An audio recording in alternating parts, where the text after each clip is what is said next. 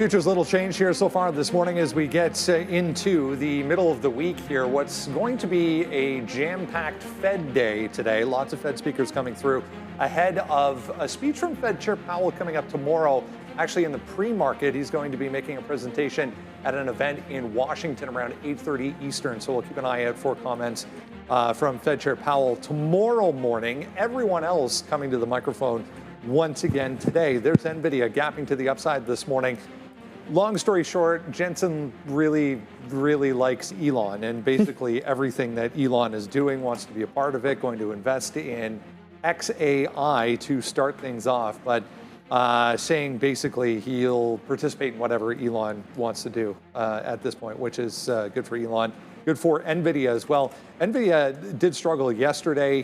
We're downside right into the close yesterday, gapping back to resistance points for the past couple of days here, but I mean, if you zoom out here, this is just a long list of let's make a deal here. Who's going to be the next contestant? It's like Elon's the winner. Absolutely, Brendo. It's really interesting how they're structuring this deal. They're actually selling the GPUs to a company who's then leasing them back to XAI, obviously for some accounting purposes there. We'll get more into it. There's plenty to talk about. We know more now about the new Tesla products. It's going to be basically just a scaled down version of the regular Model Y and Model 3. Some variations, excuse me, though, on the body, the exterior, as well as the interior. We'll get more into that. Oracle as well. Well, it's up now about 0.18, but it was sharply down yesterday, Brendo, on the back of that information report, questioning some of their accounting. Yeah, on the Tesla note, I mean, there was much to do about nothing. It kind of seemed yesterday. There really was no fanfare. There was no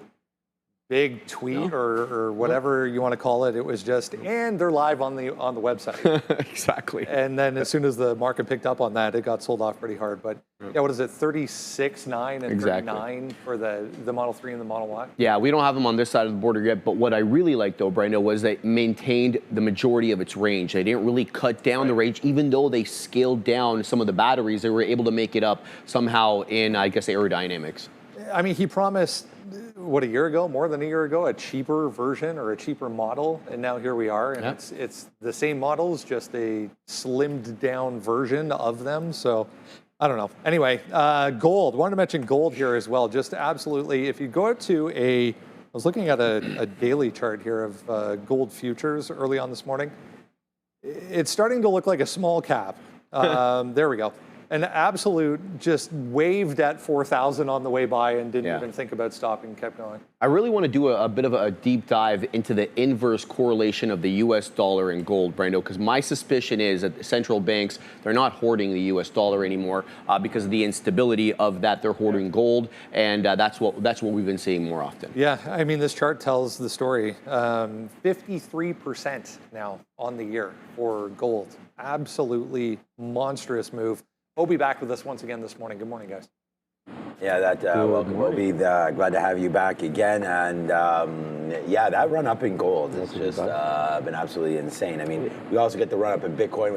It's been called Uptober around here. It was the most profitable month for crypto of all time. So we'll wait to see if we get some more action there today on Bitcoin. I'm already short Weeble here. Nice. As I think Derek was putting in the chat as well, that I think it's share lockup or something, off of its most recent IPO. So we're gonna, I don't know if it's today, because Weeble's been, if you look at the Weeble chart here, it's been getting crushed. Not that move there. No, not that move. But just the last couple of days, 1450 down to 12 and now trying to break lower. So I'm thinking, like, I want to buy more of this company.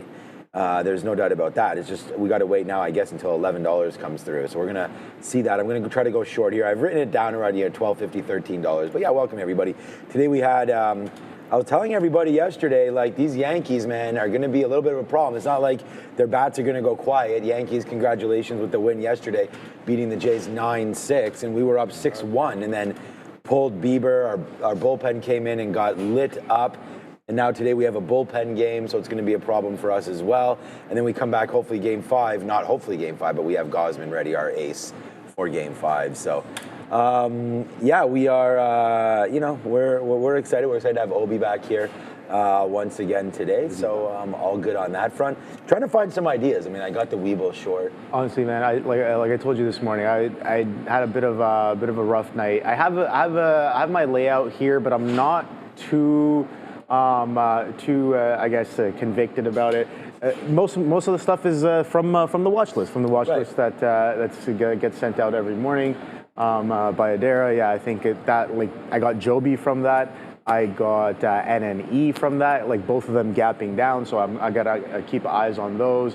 I like Tesla as well. Tesla from yesterday. Yeah. Here's the thing. I remember you were talking about it, and then literally like a few minutes later, or a few minutes before we started talking about it, that's when the new price kind of came out. We got that craziness.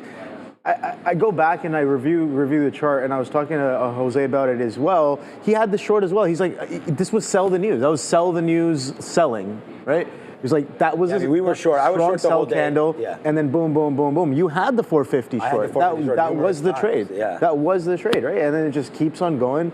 You just hold it into the end of the day, right? So I think that I'm going to be watching Tesla as well today to see if there's any sort of continuation. Can we break below prior day's lows? That should be interesting. Joby is looking interesting to me. I saw that. Maybe Starbucks for the back burner. I don't know if it's going to do the same thing again today. Missing more shorts here. Yeah, I don't know. Starbucks. I like Confluent as well. That's gapping up. That's on the watch list as well. So I just missed more short. I was at 07. It went to 06. Oh, Weeble. Yeah. Okay, so some good ideas. Yeah, too bad. Sorry that you didn't have a great night's sleep there. My night was okay. The kids, wife and daughter waking up at 5:30 to go to hockey. So I was up a little earlier than normal today for myself. What's your commute like? My commute's just like 30 minutes, 35 minutes. It's about an hour and 15 minutes. That's Subway. Is that GO Train plus Subway? Or so I have it's bus plus Subway. So I have an express bus. I'm pretty lucky. I found this express bus like I think a couple months after I joined the floor. I'm like, what? Literally 60 seconds from my front door. Takes me straight to Finch. It hops on the 407 and takes me straight to Finch Station, and I just take the line down. Yeah. Perfect. It's arguably faster than driving because I think it would be. Yeah. The minute you're on a subway, you're probably good to go. Yeah, exactly. Like you just got to get to the subway. That's the one problem with Toronto. I mean, as we're building the Eglinton LRT across the top, unless there's a fire. Yeah, exactly. Yeah. Sometimes there's a bit of a delay. But here's the thing, man. That whole hour. Like I spend most of it just in prep, right? So like you're on the bus. On the bus, I'm prepping. Yeah. So that's about like 45-ish minutes. And then once I hop on the subway, I just meditate for 30 minutes. I just close my eyes and just like visualize trades and think about like, you know, getting in entries, hitting that reversion with at the exact moment. That's what you visualize? Like, that's what I visualize. I visualize the tape turning, and I'm visualizing bouncing off of a key level, boom, or like maybe prior day's trades, and then just wake up, walk, and then it's a 3-minute walk from Wellesley to here. You tell me. 3 or 4 minute walk. So that's my commute. Mine is about one flight of stairs up from the parking garage. Nice. So. But you how long is your drive though? As I was saying, about 30 to 30 minutes. 35 minutes. Nice. I listen to podcasts. Like I listen to Mad Money from the night before. I listen to. I like Sebastian Maniscalco has a podcast I listen to. Just try to Bloomberg. Honestly, I'm like a little bit of a Bloomberg radio in the morning. Sometimes I'll listen to on my way and get some stories. I like Bloomberg radio because they talk about macro stuff a lot. Okay. It's called Bloomberg Surveillance, so they'll talk about the gold trade or other stuff other than equities, and then we come here and talk all basically primarily about equities. But I feel like got to have a morning routine. So that's a little bit of hours, of course, and should have maybe shaved today. But other than that, all good, man. We're excited. Brendan and myself are at some, there's a cancer charity fundraiser tonight. Nice. So we're excited to do that. So we'll be doing some of that tonight and spreading the good word of Trader TV Live. We sponsored, it's an open bar, and I believe we're one of the sponsors of the bar. So that should be fun there, but all right. Let's go back over to the desk. I mean, I've got Weeble written down right now. Probably looking at some Tesla. There's some nice movers here today. I mean, in our watch list, we've got Okay, so Alibaba Confluent CFLT is one that's moving around here as well today, plus 18%, moving higher. They're $7 billion data infrastructure firm, investment bank to oversee early stage process for an acquisition target. So we'll see if CFLT can get that done today. The other one that we had today, Joby was a talk today as well, as Joby comes in gapping down after offering. So that's never that great. But if the company, I mean, we've seen offerings before, and look, companies got to raise funds, right? That's what the public markets are for. So when Joby comes back down into the downside, I actually think this is going to be a buying opportunity for JOBY right there. And then something similar here with Nano Nuclear as well, coming out after $400 million offering. So, you know, some of these names just raising some capital here. I don't feel like there's any problem with it. Oh boy, here we go. We're short Weeble. It's not like it's tanking or anything, but we're getting into the lows of the day. This is what we did yesterday with AMD. We got the early trade, and then it went our way off open. So here we go, all the way to the downside. I'm already getting, you know, excited to take some of this out. So why don't we just do that right now at 84 if we're lucky enough to get filled. There we're supposed to bid. There it is. So we take, there it goes. So already we're starting with our trading here today. Nice little cup of coffee right now, and we'll wait to see where we go. But I like Weeble. It's the #1 trade idea, and you guys get it first right here. I mean, I don't have the sticky note posted up yet or anything, so Weeble short to begin with. All right, let's go back over to the desk. Good talk there, Obi, and we'll be having much more of this as the show goes on. He's not wrong. We're just looking at the dollar there. It's trending back to the upside once again today. Here is Blink charging. Blink picking up a new contract here, 184 EV chargers across one specific district in the UK. So this thing's been on a bit of a tear. Don't call it a comeback here for BLNK, going from $1 essentially up to 250, 260 in the past couple of days. Just be aware if you're watching Nvidia, still some Jensen comments coming through. I mean, he's not on CNBC anymore. He was earlier, but speaking somewhere. Last comment was just confirming an investment for Musk AI or XAI once again. He also said demand for their Blackwell, 3 reallys, really high from Jensen. So I guess that's good. Brendo, they're already selling the GB300, which we haven't even seen the prototype for yet. But yeah, that's the kind of demand that you've got for these chips. But here's the deal between XAI, of course, Elon Musk's AI company, and Nvidia. So the deal here is XAI was looking to raise about $20 billion in new financing. Nvidia is among the key investors. The round combines about $7.5 billion in equity and about $12.5 billion in debt. It's going to be held through a special purpose vehicle, SPV, and it's designed, that company is designed to buy Nvidia's GPUs, hold it on its books, and then lease them back to XAI for its Colossus 2 data center, Brendo. So Nvidia's stake is going to be about $2 billion, give or take, in this entire tranche here. Yeah. We'll have to see how this all goes. It's interesting this comes out the day after we get these cheaper Teslas. I mean, the stock itself not really looking too great this morning, but it's probably more due to that than this Nvidia tie-up. Nvidia, I mean, it's kind of thereabout. I can't take my eye off this gold chart. I mean, we're approaching 4,100 here in a hurry. It's the dollar. It's the dollar alternative trade, Brendo. I mean, the DAT. The DAT. to steal a term from our friends over at CNBC. That's the DXY. Meanwhile, 2-3 days in a row back to the upside here. We're still banging our heads against this 99 area, which has been resistance going all the way back to the middle of the summer. We had that one spike up to 100. Hasn't been above 100 and held above 100 for quite some time. Yeah, and like you and I were just talking off camera, it's Donald Trump's stated intention to have a bit of a weaker U.S. dollar. The point is to obviously increase exports, and when currencies that are outside yours are stronger, they can buy more of your products, hence making your products a bit more attractive. So we'll have to see how that all works. But you've seen the inverse correlation between gold charts and the dollar chart. So to me, as I mentioned at the top of the show, it is more central bank buying of gold as trying to diversify away from using the U.S. dollar as that kind of currency safe haven. Yeah, corresponding with this, we get a couple of auctions, just be aware. I believe it's 10-year today, 30-year tomorrow. So the long end, here's the 30-year, 2 days in a row downside. We did start higher yesterday. It faded pretty hard. The 10-year, meanwhile, looking about the same, 2 days in a row downside. This trend, though, well intact, still kind of floating lower on yields, which, I mean, is going to help stocks overall. But we'll see how these auctions play out today. Again, remember, Powell, 8:30 tomorrow could be key as well for macro terms, guys. Yeah, so the strong US dollar obviously is going to be weak for these big, huge multinational companies, right? Because as you start to sell products overseas and you repatriate the money back in, it becomes worth less because you have such a strong US dollar. And when you're paying your employees and the advertising, you know, a lot of that expenses are coming in US dollars. So it's not a great sign normally for these companies, but then you look over and a lot of these multinational companies are, of course, in the Nasdaq, and the Nasdaq is at all-time highs.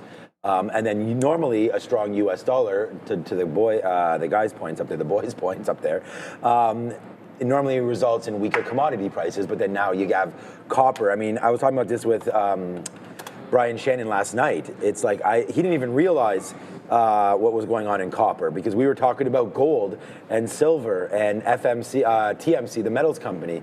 Just like normally, the inverse is what's supposed to happen. Strong U.S. dollar, you know, less of a metal play, right? And like right now, it's not happening. It's kind of the other way around right here. So look at the metals company as well.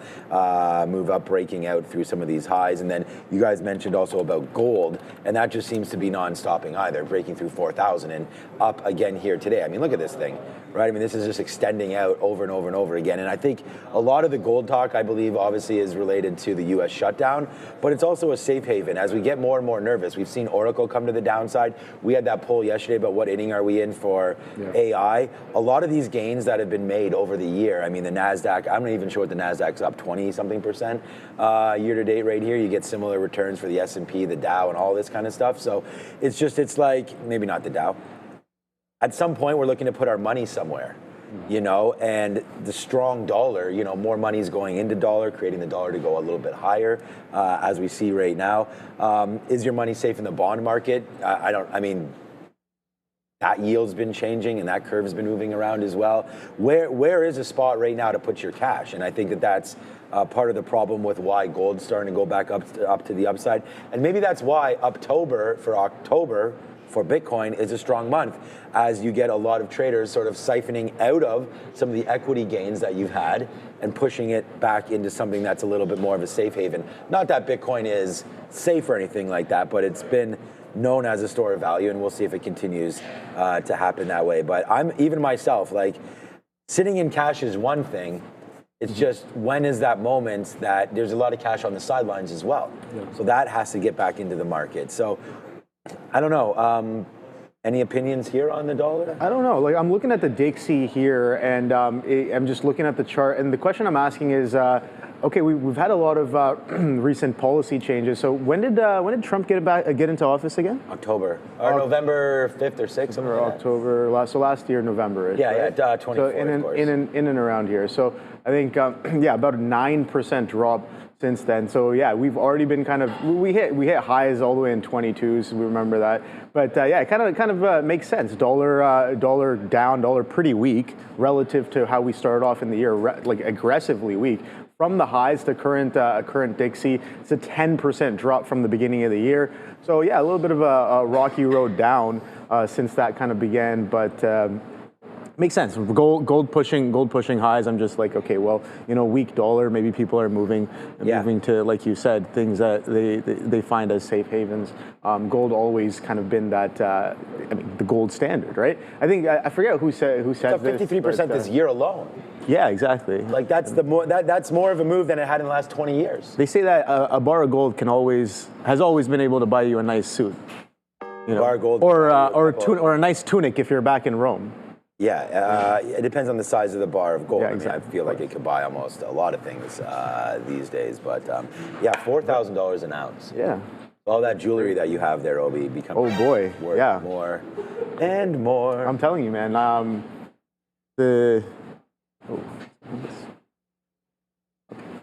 Thank you.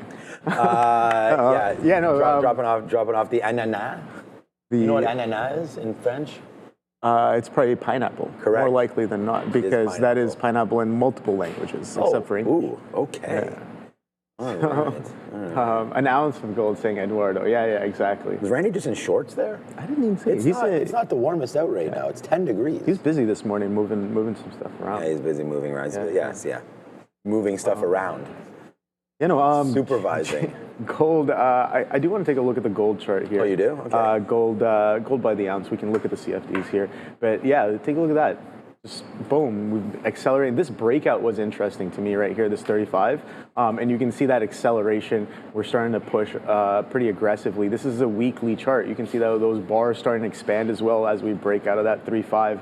So decent breakout this time around, I think. Again, looking at some of these prior consolidation breakouts, 27s right here, 25s, and this one was huge. Like if you're not buying this breakout on gold, I don't know what kind of breakout trading you're doing, but that 2000 push or 2200 push was absolutely mint. We got that consolidation, now acceleration to the upside. Now, I don't know about any sort of like economic factors or fundamentals or anything that might be driving prices, but the chart has been stepping up on itself pretty nicely. I think so. So are we poised for more highs? That's the question, man. Like it looks like it's not stopping. Yes. It's accelerating, if anything. So I mean, that might be one of your infamous back-ended trades. The backside of gold? Yeah. I mean, here's the thing, man. People have maybe there was a bit of a backside from 11 to 16s, right? Because like this thing moves so slowly. I mean, now you're all the way, even here, like if you thought this was backside, which probably people did, double top, triple top, yeah, that's probably why people. Isn't that the best thing about technical analysis? Because if you're thinking short in that area, adds buying pressure. You just get out. Or you get out, yeah. And now there's pressure because of the short. Because of shorts, yeah. And like we're pretty much, this is going parabolic. I think Brendo's right. This is starting to look a little bit like, the floats under 10 million or something. But, funny thing about when people say, oh, this is moving like a small cap or something like that, but it's just aggressive demand, right? It's just, that's what it is. It's the demand is outweighing certain factors that makes I just hope we get some movement in the market today. I mean, we had a pretty slow grind there yesterday afternoon. And sans any real earnings or anything like that, it's going to be just one of those grinding days, I feel like. Again, we wound up getting to the downside yesterday, of course, and here's just an update on the government shutdown. We're using Kalshi. I don't know what else. I mean, you can use Polymarket. There's a bunch of different things here, but it's about 50-50 now that we got in about 22 days. I don't know what day we're in right now. I keep on saying that. But like, what was the first official day of the lockdown? I said I would read these rules here to figure it out right now. But yeah, we're still at 22 days. I'm thinking, like, I have to read what this forecast means. Is that 22 more days, or is that... What's the question? How long will the government shutdown last? Oh. So I need to figure out what day it actually started to figure out how many days we're in right now, right? I think we're in like day 6, something like that, of government shutdown.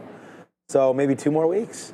Waiting for people in the chat to tell me what day the government shutdown started, but I can probably just look that up. But anyways, so it looks like it's not getting any easier on that front, right? And I mean, yesterday we had President Trump meet with Carney, Prime Minister Carney. He walked away without a deal, so that's not great for Canada.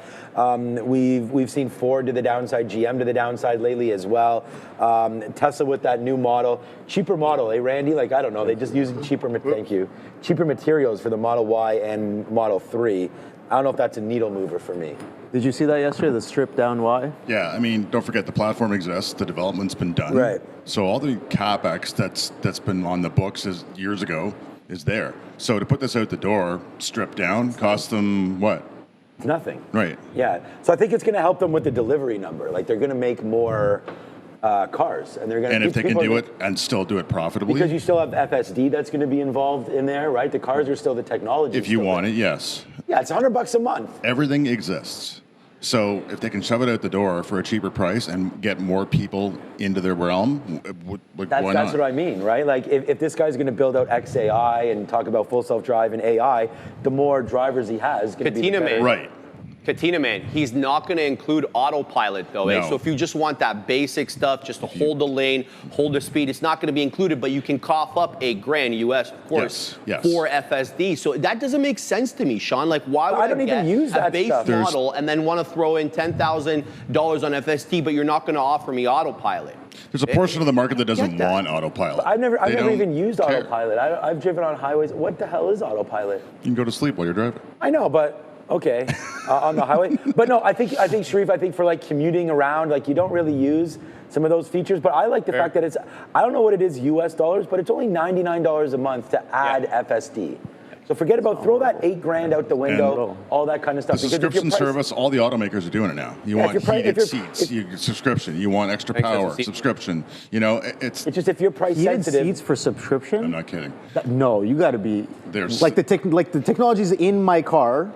I have to do a subscription. Features in the car that you can turn on via. You have technology in your phone. So all right, so I gotta. So now I gotta crack my cars too now. Good luck doing that. I mean, new business for more people. Like. Yeah. No, I don't. I mean, I don't have a problem. I don't have a problem paying for full self-drive. I think it's something that's so unique to Tesla that I'm just happy I'm good with the PC. Let's just say that. Yeah. Well, you're happy you're good with commuting in too, right? Like, I wouldn't drive. I wouldn't drive. Well, that's like my eldest. My eldest, 23. How old is he? He says he doesn't even he has no need whatsoever to grab a car. Yeah. I mean, he's finishing his last year university, so maybe once he, but he was employed for a while working in downtown Toronto, took a year or so off of school, was working, never needed a car. Yeah. The price of Ubers these days, $20 to get across the city. How much insurance costs alone? Right now, it's like, I mean, it depends. To own a car is horrible, but yeah. No, insurance is horrible, dude. No, $200 to $300 a month in insurance, just to write that check for no reason. Yeah. Well, I mean, there's a reason, but. All right, Joe, save us. Let's go. All right. Let's get rocking and rolling, guys. Happy Wednesday. Now let's take a look at what we have on the upgrades and downgrades, guys. At the top of the list, we have Roblox getting the nod by Citigroup, getting that price target raised to $152. Now, second on the list, guys, we have Sun Life Financial by TD Securities. No specific target on that one there, guys. And then ACOM by National Bank Financial, also getting that price target raised to $151. And Northrop Grumman also getting it raised by Deutsche Bank to $700. Now, downgrades, we got Constellium down to $16 by Wells Fargo. Intel also getting it lowered by HSBC Securities, lowering that target to $24. FedEx also there's no nod there, guys, $274 by JP Morgan, and then Edwards Bioscience by Oppenheimer. No specific target on that one, guys. We're down 2.5% on the morning. Now, as for some of the options activity, yes, we have some Intel up there as well, too, guys. That's going to be that 40 strike price. That's significantly higher than what we're trading at. So why I wanted to point this one out is because of the open interest at that $40 strike price expiring this week. That could say, hey, we're looking at this as a potential call wall, and that price is not going to be trading above that. And again, it is far away from where it's currently trading at, but I like that as a potential opportunity. You can write those all day, and I think you'll be okay by the end of this week's expiration. Palantir also getting that nod, $200 strike price, open interest at 34,600. Again, not where we're currently trading at, but I think there's some good opportunities to write those as well too. Now, as for PayPal, the volume was in yesterday, guys, at that $75 strike price. Open interest still relatively light. A lot of those contracts have been closed. We're sitting at around 3,800 there. That's going to be this week's expiration as well, too, guys. All right. Thanks, Joe. Yeah, good little talk there. So we got our, I just put in the chat, watch out for Weeble here. The thing about this is, these are also buying opportunities. It's just the fact that they are now out of shares and then the lockup, et cetera, et cetera. It does give traders an opportunity. Like anybody that was sort of front running this move here in Weeble, they already got out. So if you had thought about this in advance, potentially you've dumped your shares here 14, 15, 13, and now in just 3 days, basically, you get to buy them back at a much better discount. Like you just made $2. If you had sold here thinking that, okay, this lockup's coming, and it took me by surprise. And as a Weeble shareholder, I'm not like heavily into it, so it's not something that I was even worried about. But like when I saw this over the last couple of days and came in today, definitely had to look something up there. And if we break through this like 1240, 1250 area, we have to tap out of this, because I think that's when the buyers will eventually come back in. That's your 200 period. So that's where the stop is. And I just wanted to cover some of that. We're short at 12 now. It's not, and it's pre-markets. We got a couple units on it because it's only $12 and the risk is 40 cents. So willing to try to make 20, 30, 40 cents. But at the end of the day, if this breaks higher, we have to get out, because off open, this thing could really run as buyers get back into this name here, okay? So sands of some ideas, that's what we're looking at. Roblox, for me, is a great upgrade. I mean, I just think that we have that, we had Activision go out a couple years ago. We have Take-Two at all-time highs right now, obviously with the anticipation of, they have NBA 2K, that's one of their franchises, and then Grand Theft Auto is another franchise. And then we just had EA, obviously, go private as well on a monster valuation deal there, over $50 billion for EA Sports. So Roblox, I mean, I think it's just justifying the space. I mean, if this move already doesn't like impress you, these guys are the video game platform for all platforms. I mean, you can do your Roblox games on your phone, on iPads, computers, whatever. The streamers are all over these games. I think Roblox continues to print a lot of money, and yeah. This is good. Like this break of 130, I think, gets us back up to that 140 level. So we'll watch Roblox today on a 130 break, and a good name with, I think, a lot of upside. So that's my thought there on Roblox. I don't think it ever gets bought out or anything, but hey, like if Microsoft, went ahead and took out Activision, yeah. I think Roblox is a target for something anyways. Could be private deal like what EA Sports was. So we'll just wait to see. But yeah, I like Roblox moving forward. I am a shareholder, but I do like the stock. Yeah, no, it's crazy. I never got into the whole Roblox scene, but like that scene is very, very much a thing. Very active. It's very active. It's very much a thing. And that reminded me, man. Thank you. I'm like, well, how is EA doing? We know that had a bit of a deal. 210 was that bio price, and oh boy, you sold day one. This thing just been grinding down pretty much every day. So maybe something I should be keeping on watch. It's at $200 now, all the way down from what is it, 204s. So yeah, maybe more continuation if it's going to continue to sell off every day until that bio deal maybe comes in, maybe solidifies a little bit more, or we get closer to that date. But 200 is trading right now. But yeah, good call. I totally forgot about this one as well. It might be something on radar. But yeah, I'm not really too convinced about anything right now, to be honest. Like there are some things that are gapping up, they're gapping down. But nothing too crazy. Like other than Tesla, like Confluence gapping up, we talked about that one. Joby as well. I like the Weeble idea as well. We've been selling off. I like UNH, but nothing's really like screaming at me. You know what I mean? Like yesterday I said, like, I want to be able to sit on my hands and wait for the trades that really, scream out and be like, why are you not participating? I don't really see anything. Well, like that good Starbucks call yesterday breaking through 80. Yeah, that was a back burner trade, man. Like I was like, this is pretty good. I like the trade. I like it for continuation. Here's the thing: it's not pretty, it's not quick, it's not fast, but it gave you a whole dollar throughout the day. And imagine like aggressively sizing in the morning session, looking for that. Like that break how of 82, well? Sorry, not 80. Yeah, 80. You can manage your risk so well here. You can manage your risk so well. You can get aggressively sized, and it's an all-day play that nobody's really looking at, and you take a dollar off the market. You know what I mean? Like, I liked it yesterday. I don't know if I like it as much today, but you can see technically it's pulling into that area. Yeah, that's why I was just like, I want to take inventory into that demand zone, and I don't think there's anything.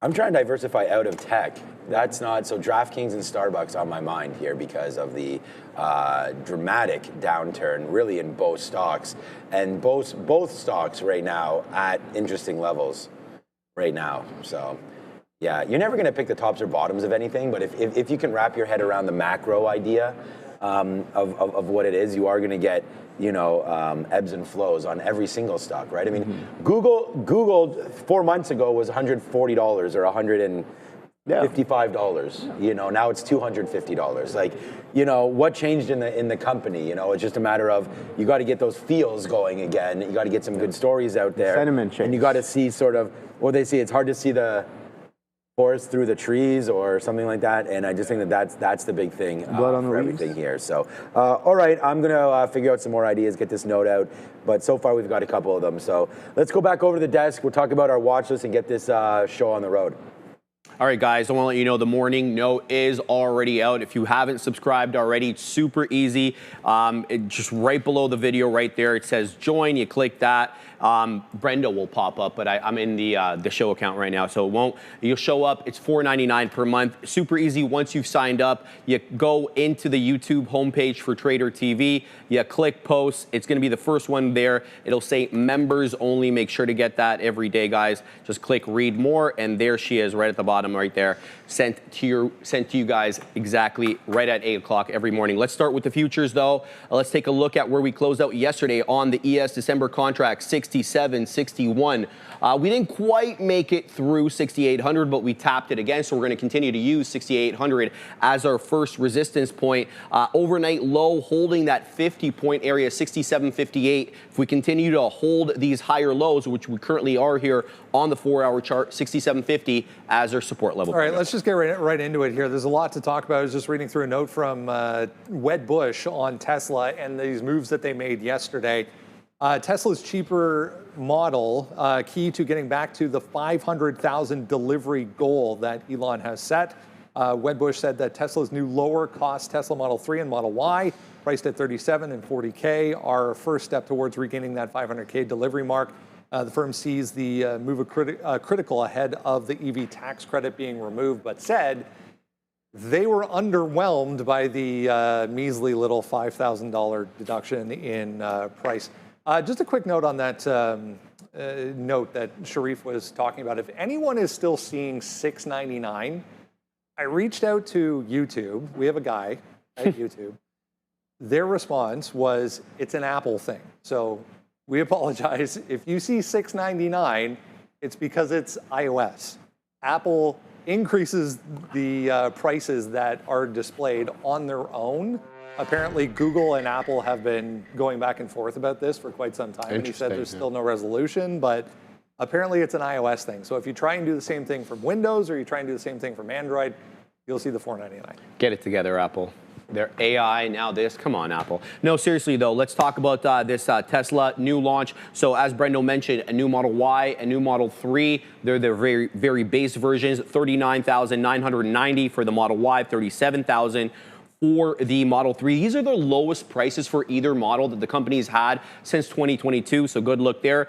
The Model Y sacrificing premium features, though, Brendo, like a glass roof. The glass roof is there, guys, but they're just covering it up, and you can't open it up. Don't ask me why. It doesn't make a whole lot of sense. You're also not going to get vegan leather seats. You're not going to get light bars, but you are going to get good range, 321 miles of range versus the 357 of the long-range variant, Brendo. This is obviously, as you mentioned, to stimulate demand as a result of the loss of the $7,500 EV tax credit. And look, for someone who is, maybe in a city, environment, doesn't have to go too far, just running back and forth to and from work every day. Something like this could be absolutely perfect. Want to mention as well, he dropped a new FSD, version 14.1 out yesterday, and not too much in the way of reviews on it, but a new FSD version anyway. Yeah. Not much reaction so far, guys, for the stock, however, this morning. What are we thinking?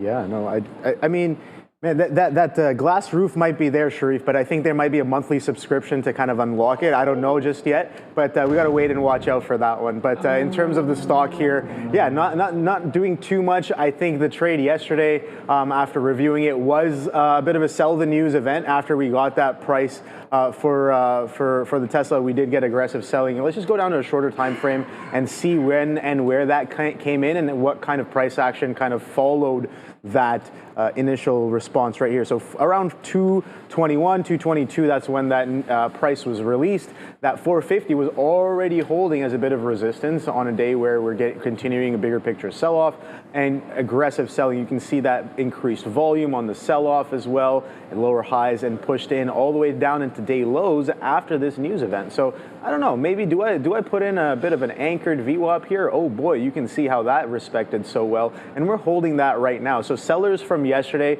we talk about how anchored VWAPs can be a good tool to kind of give an indication of where the average participant from an event is sitting at, and that event from yesterday that did bring in a little bit of selling is sitting at 437 this morning. We're trading below that. So yeah, maybe that's indicating that sellers are still in charge. I'm going to be watching some of these pre-market low levels, 434, 435, 432s. What is prior day low here? I know I have so many lines. I just got to get rid of those.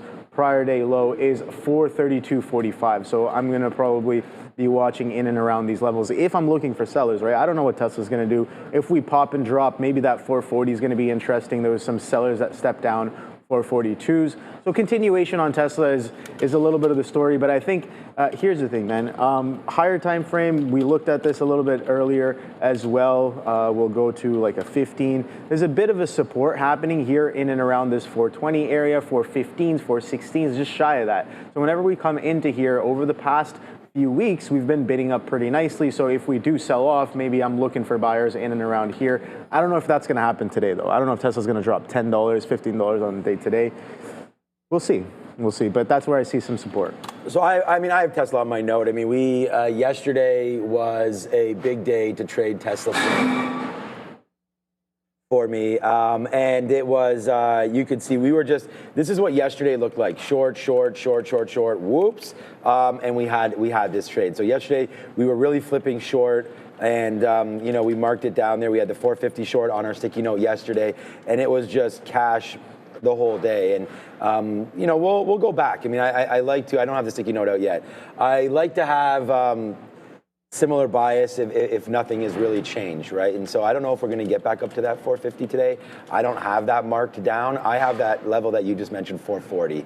So I see a lot of sort of, I don't know, decision-making opportunities here at 440 as well. Sure, we bumped up to 442. Like, that might be a little bit better, but just right into here. I kind of like this area for a short. And I don't want to average into it. I want to wait to see if we can get up to 440, and that's where I'm going to go short. Look, I mean, I wrote down I'm not that impressed with the release, but it's not the release. It was just more the anticipation of the release. I think that we all were hoping for either a different model or, you know, something to deal with the robo-taxis. There was even talk of like an eVTOL and things like that for Tesla. I just saw someone in the chat say that it would be cool if Tesla had a charging pad that the car just went over and then it started to charge somehow. I think that would be awesome if that were to be the case as a Tesla owner and shareholder. I like Dan Ives' call of $3 trillion company. I mean, if we get to there, that's 3 times the value or so of what we're at right now. I believe Tesla's around that 1 trillion marker or so, maybe a little bit.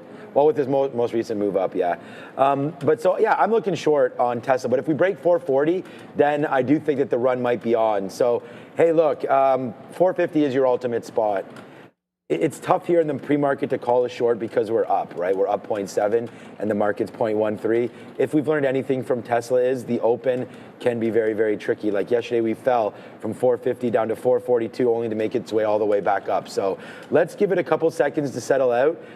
This could be a great long as well, 432. So I think you're $4 for making a decision. Either you short that 440 or you go long down here at 432. But I don't want to do any of those things until I at least see some sort of confluence with the market, with tape. I mean, you read the tape great. Let's just see the way momentum actually moves here. And if Tesla does want to go down, there's a lot of, just come over to the chart just real quick and we'll go back over there. Like if it wants to go down, don't worry about missing $1, like $2. Like the momentum in the name should carry it through. So I don't need to be too specific. I just want to be the right way. So let's hold out hope that that can eventually happen for us. But yeah, Tesla on our mind today. It's bothering him. Yeah, Sharif and I were just talking about this XAI story going back and forth, and it's just amazing to me how, you know, Elon can sit back and just casually increase their raise for XAI, going from 18 to 20 billion. Just so Nvidia can kick in $2 billion and be involved, and at the same time throwing some shade once again towards OpenAI, questioning their $500 billion valuation as a quote-unquote nonprofit company still. So anyway, if you missed it, Jensen really likes Elon. Jensen's investing in XAI, $2 billion, and said he'll invest in whatever else Elon wants him to as well. Well, yeah, well, the bromance is still on. He just doesn't have a bromance with Altman, Brendo. It's with both leaders here. So as Brendo mentioned, XAI is raising about $20 billion in new financing. That doubles the earlier reports. Nvidia is among the key investors to the tune of $2 billion. The round combines $7.5 billion in equity and $12.5 billion in debt. And the GPUs are going to be held by an SPV, a special purpose vehicle, and then it rents out their GPU, the compute, to XAI. So we'll see what the accounting does there. But analysts and industry experts are speaking good about this. They're saying, look, this unique debt plus GPU leasing model could become the new blueprint here for AI financing. It reduces the balance sheet risk for startups or newer companies and allows the financiers to recoup the capital via GPU rentals, while also providing, of course, the AI company the long-term access to compute power, Brendo. Let's see if more of this happens. But I was telling you off camera, I was really interested with the fact that we didn't get a new valuation with this $20 billion raise, because typically when XAI raises, we usually get a new valuation. I mean, he's obviously going to want to be first. If he's not above 500 billion, then why bother? He was on CNBC, so Jensen, was on CNBC this morning with a whole bunch of comments. They were asking him about just overall demand for the market, or from the market, for chips in general. He said for Blackwell specifically, demand still 3 reallys, really, really, really high. So all is well, I guess, guys, for NVIDIA. Okay. Yeah, look, we are listening to that whole story there. You know, these 2 richest men in the world, like, not that they're exactly 1, 2 or anything like that, but yeah, they're going to be buddy-buddy. So these guys coming up with some new ideas. I like NVIDIA just for many reasons, and now sort of this tie-up there with XAI just makes it, I mean, I don't know, maybe it's gives it a little bit of a floor here somewhere. I don't really know what all these stories mean here. I mean, I don't know what this is going to accrue to NVIDIA's bottom line here at all. I think if you want to be part of the AI race, you don't want to get left behind. We saw NVIDIA make deals with CoreWeave, with Intel, I don't know, Oracle, like everything is involved now. I mean, all these, it does seem like it's an evil web that's being sort of spun here. I don't want to, evil is the wrong word, but, some kind of, maybe not, I don't know. But it's a tie-up that I'm not super, interested in right now. I'm just looking at these levels, like this 184 here. If we break that, it's downside. Like, I don't have it written on here today, but also AMD, they had that run to all-time highs. Sure, it was up 3 or 4% yesterday at the end of it all, but we were up here, made the move back down again. Same thing happened the day before when we opened up at all-time highs, made the move down, opened up here, made the move down all day. We're opening up here. Can we get back to the downside? I almost put down AMD as a short today as well, but I don't know, Obi. It's the first time in a minute that I've sort of put my hands up and don't really know what to expect here on this NVIDIA story. So I don't know, is there any key levels you're looking at? I like that support at 184, but yeah, the 184 support. That's short today. I don't know. Yeah, you know what? Honestly, I like it because right away I looked at this chart, John, and I was just like, okay, well, there's something on this chart that stands out to me right away. Right away. So if you guys might want to take a guess at that, what that might be, it is a trend line right here. You can see that this is standing out very, very clearly that this level is roughly being held as a resistance. You can see how it's stepping down. Boom, boom, boom. Thursday, Friday, that's where sellers came in pretty aggressively. So I think, again, an event in itself maybe, a little bit of a shake and bake on Monday, on whatever that was. Nice supply coming in at the same level. Guess what? Yesterday, supply coming in at the same resistance. That's interesting. I like this look. Maybe if price can get all the way up here, the question I'll be asking for NVIDIA today is supply going to continue to stay there? So I think that's a good question. I'm just going to continue to wait and be patient to see if that happens. Then I want to participate. But that's a good look there. Right away, I see that downtrend, and it's been holding for the past few days. Let's see if it does more of the same. All right, let's go on to Oracle. Big move down yesterday. Basically came out and said they don't really make much of anything renting these GPUs from NVIDIA. It did recover nicely into the close yesterday, gaining back about I mean, we'll call it 50% of the initial down move, but that's not a good look. No, this was an interesting report here by the Information, Brendo, because it attacked the margins, the gross margins here by Oracle for their new GPU. So let's talk about it.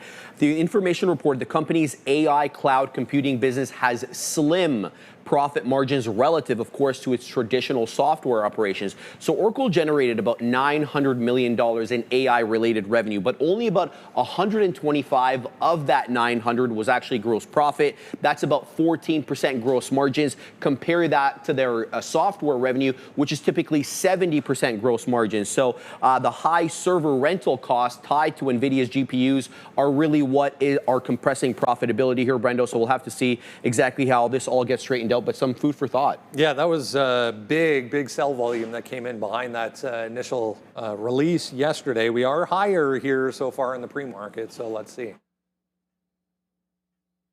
Yeah, guys. So Oracle once again,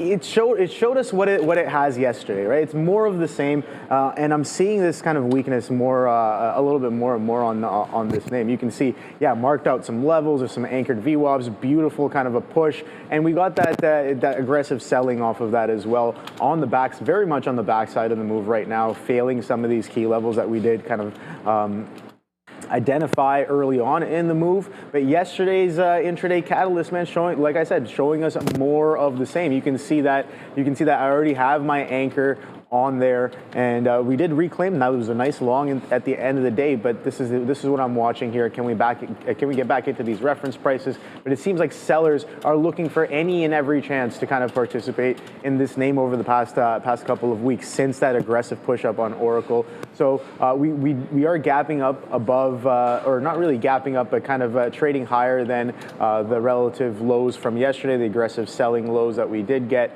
So I'm going to be watching some of this range. Can we actually sustain? Do we get back up to reference prices from yesterday? That's 291. And if we get back up to reference prices, what does that mean for Oracle? You can see that that's a bit of a support turned into resistance as well. Oh boy. Wow, look at that. If you're already looking at this support turn into resistance kind of consolidation, you're sizing in short because it's in and around VWAP. Yeah, you might have gotten lucky with the strong quadrunk there on Oracle yesterday, but that's all retrospect.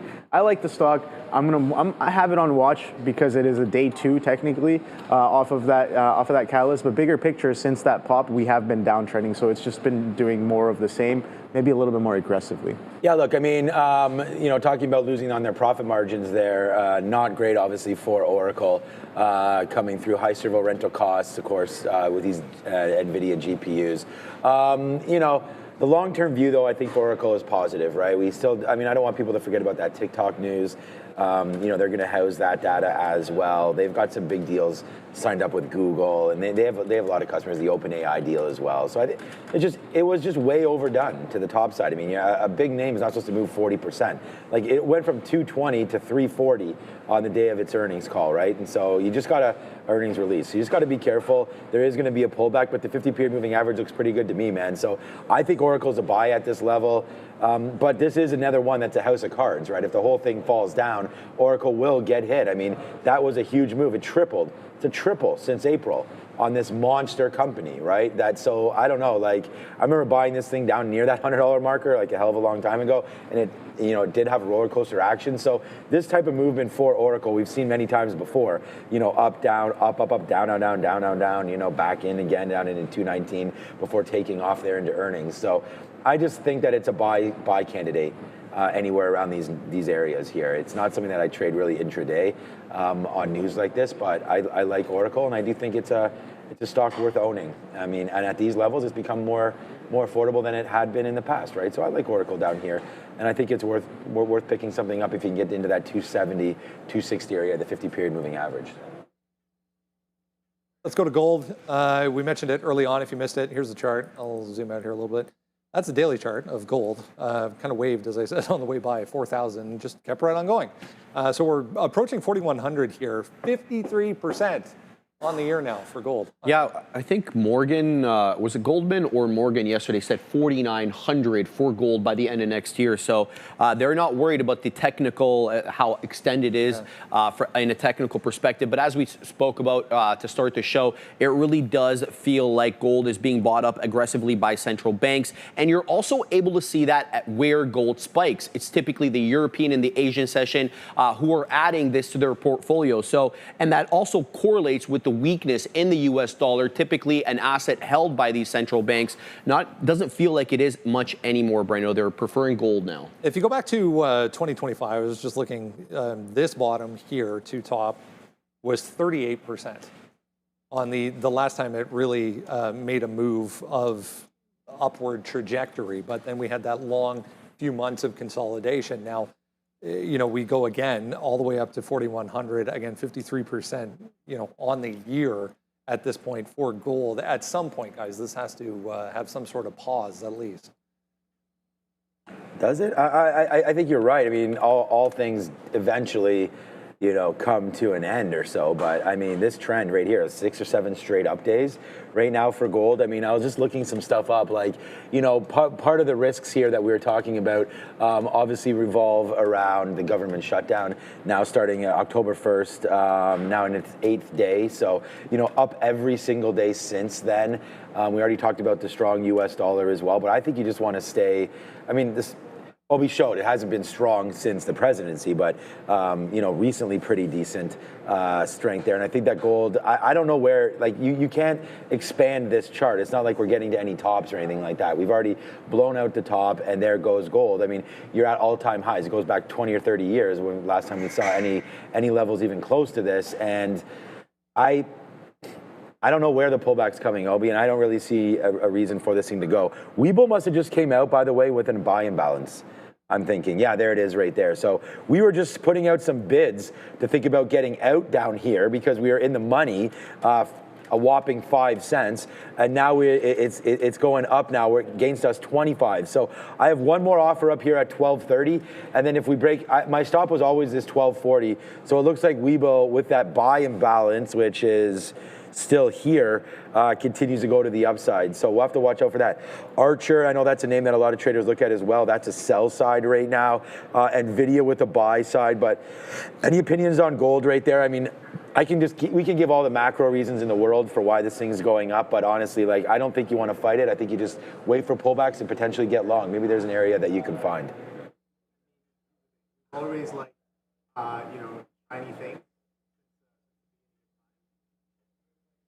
Sorry about that, muted. But no, I think something to say, something the chart kind of tells us, and over time is like, you know, we've liked shiny things. Yep. Over time, throughout the many you know, hundreds of thousands of years or whatever, and it seems like nothing's really changed, right? We still like it a lot, and I think gold is poised for maybe a little bit higher. We talked about how it's been holding structure. Okay, all jokes aside, it's been holding structure a little bit higher, stair-stepping up higher and higher. So backside, I mean, I like the backside. I don't see any sign of one right now here on gold right now. So that's all I have. I mean, things are starting to rip.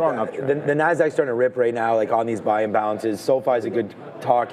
We haven't really talked about that yet, but I do like SoFi at 28. It's on the sticky note as well. AMD starting to go back up to the upside a little bit there. Just touched 214. Now actually fading, but we were just at 214 pre-market highs as well. And then we just talked about Nvidia. There's the bump there. Up 40, 50 cents as that seems to want to take off.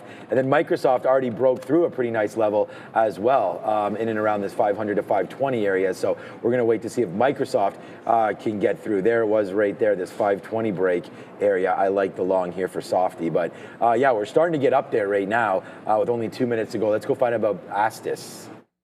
Yeah, a couple more to go here, or one more to go, a little one. ASTS, I mean, it's not so little anymore. You and I were just talking about if you zoom out on this thing, it's just absolutely insane. I mean, this is a year ago, essentially. I mean, in here. This thing was $10 to $15 going back to the summer of last year to the fall. We're approaching $85 this morning for ASTS. We get more details on this Virgin deal. I mean, it feels like they've been talking about this for quite some time. And this was actually part of what kicked off that initial move higher going back more than a year now for ASTS, but absolute monster here. And we're seeing a lot more of these space to cell phone deals. We saw it with Apple last year. We saw the expansion of that program with the new iOS 26. So here's the deal. ASTS signed a new commercial agreement with Verizon to provide direct to cellular connectivity starting in 2026. The partnership here aims to extend Verizon's network coverage using AST's Space Mobile's Earth to orbit satellite technology. The network is going to operate across various frequency bands and connect directly to your smartphone. The company also announced an at-the-market offering, Brendo, to sell about 800 million of common stock at about, I don't have the price there per share, but 84.59 was where the pre-market trading was. Doesn't matter. Yeah. Already higher. It was Virgin, obviously, not this one, for this thing going back to the fall and summer of last year. So multiple deals of this sort now for space, mobile, going to space, guys. All right, 30 seconds until U.S. market open. I mean, what a stock, man. This was $40 a month ago. Now it's $85. So ASTS with another deal today. Makes a lot of sense. I mean, if this is the right spot, the 200 period moving average is at $80. So we like that. Okay, here we go, man. Weeble could get stopped out for sure today on this early move. VFS is your ticker there. It's VinFast in the EV space. Go check it out. We want to thank them for sponsoring the opening bell. Okay. Shout out to the New York Yankees for that victory yesterday. Everyone in New York, congratulations. We'll get you tonight. But here comes Weeble right now, making the move a little bit lower. We didn't really average in, man. Again, we were at 27s, believe it or not. Did not get that fill, but here it comes back in just a little bit as some of that early imbalance getting wiped out of Weeble. We're still waiting for 1240 for that top to break. So that's going to be an early take for me right now. We're going to give it a shot just to see what winds up happening. Here it comes back in. That's really too bad, dude. I was literally waiting, and actually, we were waiting at 29, sorry, not 27s. So right there, we just missed it, but there's a little bit of a push down for Weeble. So we've got that stock. Let's have a quick look at Tesla as well. All right, so there's the move down, right? I mean, we wanted the short. We talked about the Tesla short, but we were waiting for 440. So we're going to wait to see if that one comes through right now. The Nasdaq in and around 106. We talked about that on the TQs. It's right there right now. Let's give this thing a little bit of room, man. We're only a minute in right now. Just Weeble for me as it's approaching $12 on the back end of this move higher there. We should have just shorted it up there. I just put on like literally 10% more, so it's not enough. Now it's bouncing off of the 50 period moving average. Let's break this to the low side right now for Weeble. Let's stick there. We do have a buyer on the bid that didn't last that long. Let's see what happens now. Remember, it's short. No, it's not short sell restricted. So here we go. Nice little move down. We just got some 97s. Let's see if it can get a little bit lower right now than that. But Weeble, nice little pullback. That might be it. Like, that was a nice move back down in there for Weeble. Thought it was going to continue to go there through 12.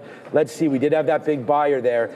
Boo. Okay. So we just had a feeling there that might have been it for Weeble. So let's have a quick look at what that does. And then Big Bear AI. Nice move there as the army of Big Bear seems to be strong again here today, up 1.3%. Let's go Weeble downside. Sure. Yeah, no, I'm just, I'm kind of looking, I'm searching. I don't really see too much, man. I'm waiting. I'm being patient. I like the Intel. The Intel came into to a level. I just kind of started scanning all the stocks that I was looking at, plus some of my baskets. Intel came into a little bit of a level. Strong bounce off of 35.9s. And then NNE as well. I liked it for the continuation short, but oh boy, that spread was nasty off of the open. And fluctuating from anywhere between 70 pennies to 30, just boom, boom, boom, boom, boom, boom. I'm like, yeah, I don't know if I want to participate in that. I don't necessarily have my midpoint orders either set up here at this desk, but oh boy, okay, here's something. We just marked that Nvidia level, right? That Nvidia resistance. So let's see where that's coming in. That could be something. Sean, would you take a look at this? Okay, well. Right here, boom, supply on Nvidia from Thursday, supply on Nvidia from Friday, supply on Nvidia from Monday, supply on Nvidia on Tuesday.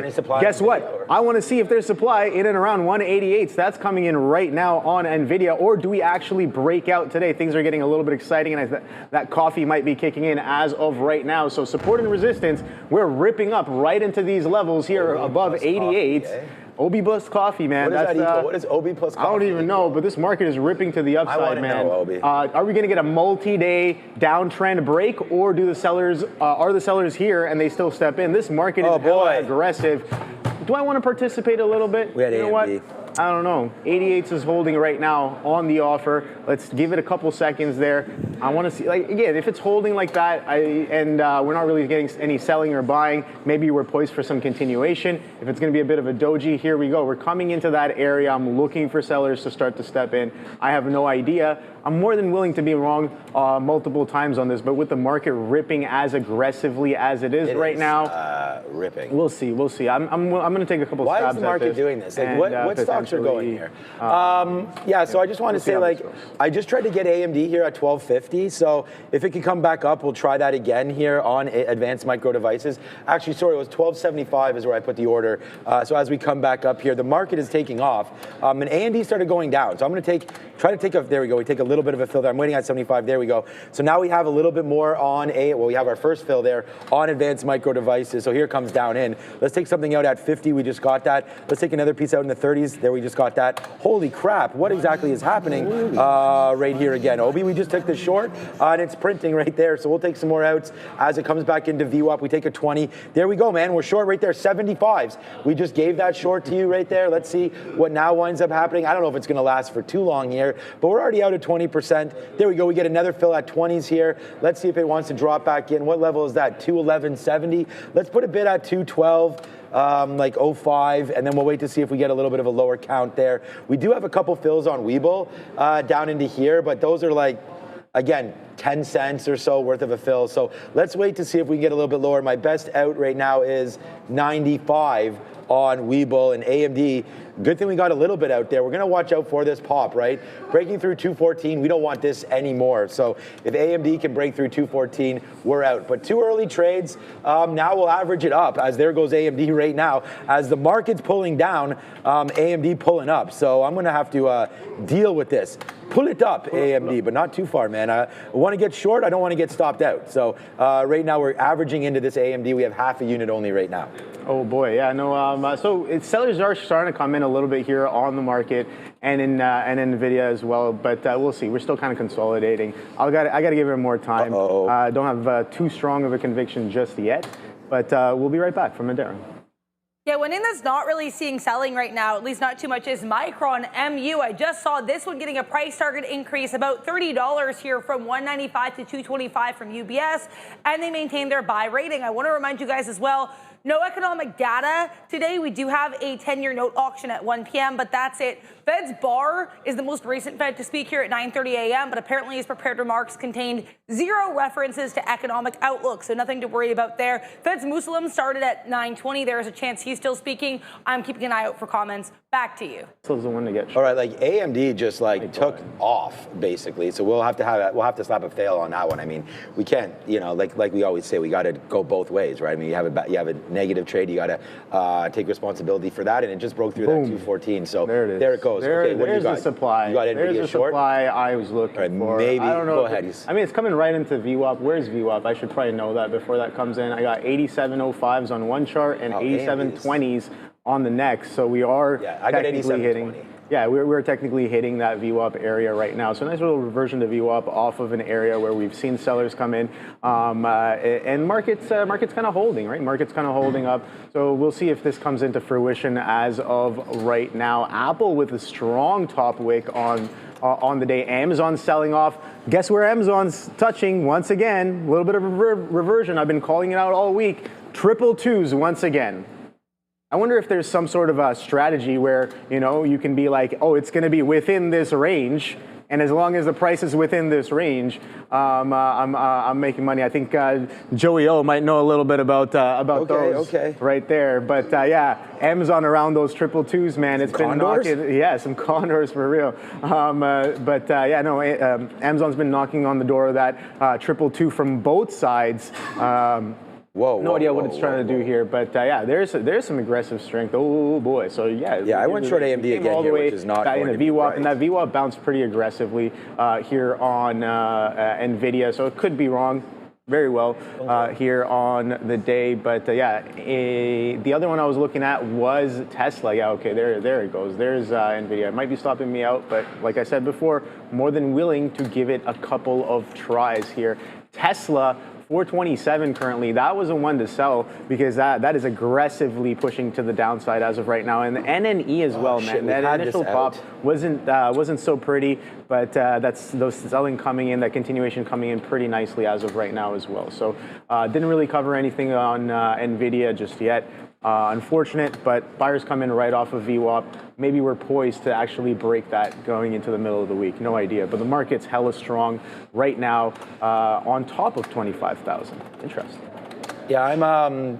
Yeah, so we averaged into SoFi down here. SoFi went into 28 bucks. We take I'm going to use that bottom wick as our out. So if it breaks through 80s, we're going to get out. But we do hit that SoFi long. So we got to maybe look at this one more time. We also still have Weeble as well. SoFi long, Weeble the other way. So we'll have to wait to see if we can get some fills on this one. And then we do get back into AMD right now. Okay, now it's starting to get to the downside right now. Okay. All right. You know, it took us a minute until we finally found that 215. I was listening to you about Nvidia, and as you were like, okay, maybe Nvidia's found a top, I was like, well, AMD's still going, and we kept on trying it there at 215. So a little back and forth there. We just got to 70. You see, I think this is real strong, man. I'm going to stop out. We don't have as many shares of this left. If we do break above that higher, which is doing right now, this is like going meme crazy. So we got to get out. Okay, so we are now. We have a little bit left over, but we did get out of some AMD right there. All good. No damage really done on that last. We actually made a little bit back on that last short. All right, so Weeble, we're negative so far here today. I mean, we don't have any crazy trades on. We're looking to put something on right now. All right, so Weeble taking some more outs here at 95. I mean, this is the lowest we've gotten. So let's take it again. We have a couple outs in and around this area. Wow. I still have a little piece left of AMD, and it's just into supply from the morning again. So maybe there is something coming out here. Here it comes. Nice little pullback down here now for advanced micro devices. Wow, we could have just got two 1650s there. Let's take some more outs as it comes back in for a winner finally for us. SoFi, look, we're making money everywhere else. AMD's been the problem today, but SoFi is a nice trade for us so far here. Let's get some more outs. As soon as I say that, it goes down. But Weeble right now, the number one trade idea that I had is leading the way right now for my P&L, but we just bounced off of 84s. We have a bid at 84 actually, so hopefully it comes down and fills that. We'll take an 88 right now. As here it comes, man. Here comes the market a little bit. Good couple outs for SoFi. I'm sitting at 09. Can we get that? I don't know, just ahead of 10s. But yeah, so far so good. There goes Weeble. There goes SoFi. Nice take on that one upside. We just got our 9s. And AMD now 63 cents in the money on the downside of this trade. So yeah, not too bad. Could always be better, of course. We're going to be red here with some early takes on AMD. Yes, sir. So I did try on that not AMD, on Nvidia. We did get a nice push, so we did get that aggressive push. So maybe we are breaking out, but again, I'm staying nimble. I'm kind of observing. I know it's a bit counter trend on something that's ripping to the upside, and the market's pretty strong as well. But like I said, I'm willing to try it a couple of times here. That initial push, I had to be a little bit more nimble and get out kind of maybe a little bit there. I did say we got that reversion to VWAP, and that reversion to VWAP came in pretty nicely. So Target for sure came in, and then yeah, a bit of a bounce there while I wasn't paying too much attention. But you know what, it is what it is. Tried it once again here, trying it once again now. Let's see if that potentially comes in. Like I said, it's an area, right? It's been clean here, but the more eyes kind of get onto something, I think the more unclean things can get, and that's something I do want to keep in mind as well. Just looking for this zone area to really show me, be like, all right, are we really going to sustain the bid that we've shown here? We've seen some aggressive selling at the end of last week and this week as well. Does it mean the buyers are finally back? Are we going to be pushing to all-time highs? I have no idea. But I don't want to fight the bid in this market. That's basically what I'm saying. If I don't want to fight the bid for too long, if it's going to show that we're sustaining and we're doing well to kind of keep up and everything. So we'll see. 189 kind of wick shimmy dance there. We're pulling back into 188s right now. So yeah, I'm glad I got back in there, but we'll see. Now we got structure, right? We got opening range highs at those 188 20s, I think. Let's see, on a 3-minute, that's specifically 8807. So we're holding 88 halves. So if we hold this structure and step up, I'm just going to be like, all right, cool. Like, yeah, we're pretty much uptrending. We're holding structure. That makes it even stronger, in my opinion. But if we break and actually crack, maybe pull in a VWAP, that's where we found buyers last time at 187.60s. So we'll see. All right, so I don't want to ignore, I said what's up to this good WCM, good news here. Good morning, EW, I don't know, this is not a symbol, as I said, huh? So let me know what you want out of this one, GMEWS. I'm not sure what that means, if it means something, but shout out, thank you for the, oh, you meant GME, okay. Is that what you meant? Okay, let's check out what GameStop is doing right here. So GameStop, okay, up a little bit. I like GameStop. I like what they were doing with their PSA. I think they were trying to do like an online marketplace there for card grading and selling those. I think that's pretty unique. I think that's an awesome opportunity to get involved with, especially in these days when we just had like Kevin O'Leary buy that card, and there's been talks about all these different cards and whatnot, and a different asset class. I think that's interesting. And back in here into the 50, SoFi just came out, so I don't know why SoFi just went down there. I only have to look at that again. We were in the money pretty nicely, but 24 bucks. That is a great level. Good call there by you in the super chat, because this $24 level is the 50-period moving average and looks like it could hold right in and around here for GameStop. So I think that's a pretty darn good call right there for GME. So thank you for bringing that out. Okay, we're at our last straw here with AMD. If it takes out that high of 50, which it just did, we're going to get stopped out. So we'll slap another fail trying to go short on AMD, just not the right trade there. There's SoFi, like we were just getting out. We'll be flat on SoFi after all of this, but yeah, wow. I don't know what happened there. 28 down to 27.70 in one move. Huge right there. It's a good thing that we had Weeble written down as our #1 trade. I mean, this short has really paid out, and we should have actually gotten more right there, but we missed that, Phil. So unfortunately, we'll just have to, well, now there's a buyer. All right, just got hit. So we'll take another piece out here at 92, but we do realize that someone just stood up there. And there goes Bitcoin as well. There goes Weeble. Okay, so far so good. Wow, AMD's up to 218 again. So there's gonna have to be some levels here. Are you still in your Nvidia short? Yep. Okay, so it's just really AMD that's going, I guess, right? Because if you're still in your Nvidia, yeah. Nvidia is actually going oppo right now of AMD. So they're both up nicely, but AMD is like on a rocket ship right now, straight to the north side right there. MSTR, I'm hearing something in my ear, Adara. This is falling a little bit here. Okay, just weak, yeah. So it's not crazy news there, but MicroStrategy downside there as well. I would love to do a backside play here, Obi, on AMD, but it is, I can't really find any areas of concern here. I mean, this is a 30-minute chart, 230, 220, I guess. We like key levels like that, so maybe we got to wait a couple more minutes for that to come in. But right now, AMD on one to the upside. Yeah, for sure. I mean, sellers are stepping in pretty aggressively here on Nvidia at the same time. There's a bit of a red candle happening here on the Nasdaq as well. Let's see if that sustains. VWAP's down at 187.67s. Didn't quite get there just yet. So just watching this one, hold this 188. This is where we found this bit of a bid. I did get some ads in here, and it rips all the way up to 88 half. So I'm like, all right, cool. But sellers do step back in. That's what I'm looking for. But with this market, maybe trying for another leg higher, I could very well be wrong. If we, like I said before, if we hold this structure and push higher, then yeah, I'm more than willing to be wrong in and around here. But got to stay a little bit patient. Bigger picture, we've been seeing kind of supply in and around this area. The question becomes, are we going to see more of the same? Are they not done selling, right? It could be a much, much bigger participant. I have no idea. I'm just trying to see because sometimes if a participant is large enough, oh my God, what is that chart? That is AMD. That's what I'm trying to tell you. I just took a short in front of Obi, it was just seconds ago. I was like, well, maybe we'll short 220. Wow.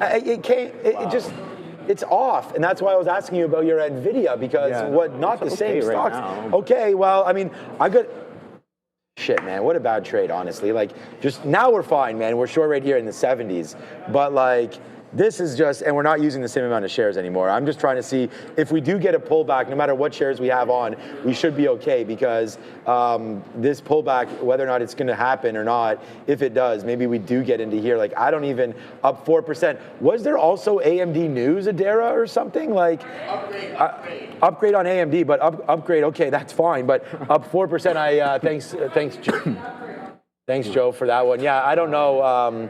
If it's an upgrade, it's one hell of an upgrade. So, I mean, it's just going. We see upgrades all the time, which is why I sort of asked. It's not justifying this trade. Like, it's a losing trade. But let's just wait to see where it goes. I can't believe that that's just what it is. But we did have AMD, again, a huge move from the other day with that deal. And now we're just going to have to wait to see if there is some exhaustion to this. I am bidding 50, see if we could take 20 cents on 10%. And then we'll see if we can, yeah, see that? It doesn't even come back in, like, at all. So I don't know, man. This is a dangerous trade here, I feel like, for advanced micro devices. 220.50, and we're out. But we do have some exciting news for the sophisticated traders here in Canada. Beta Pro by Global X has largest provider of levered, inverse, and inverse leveraged ETFs. Just launched 6 new triple levered ETFs, including 3 times bull and bear exposure to the TSX 60, semiconductors, and US Treasuries. Here goes AMD downside. Even better, they're offering a special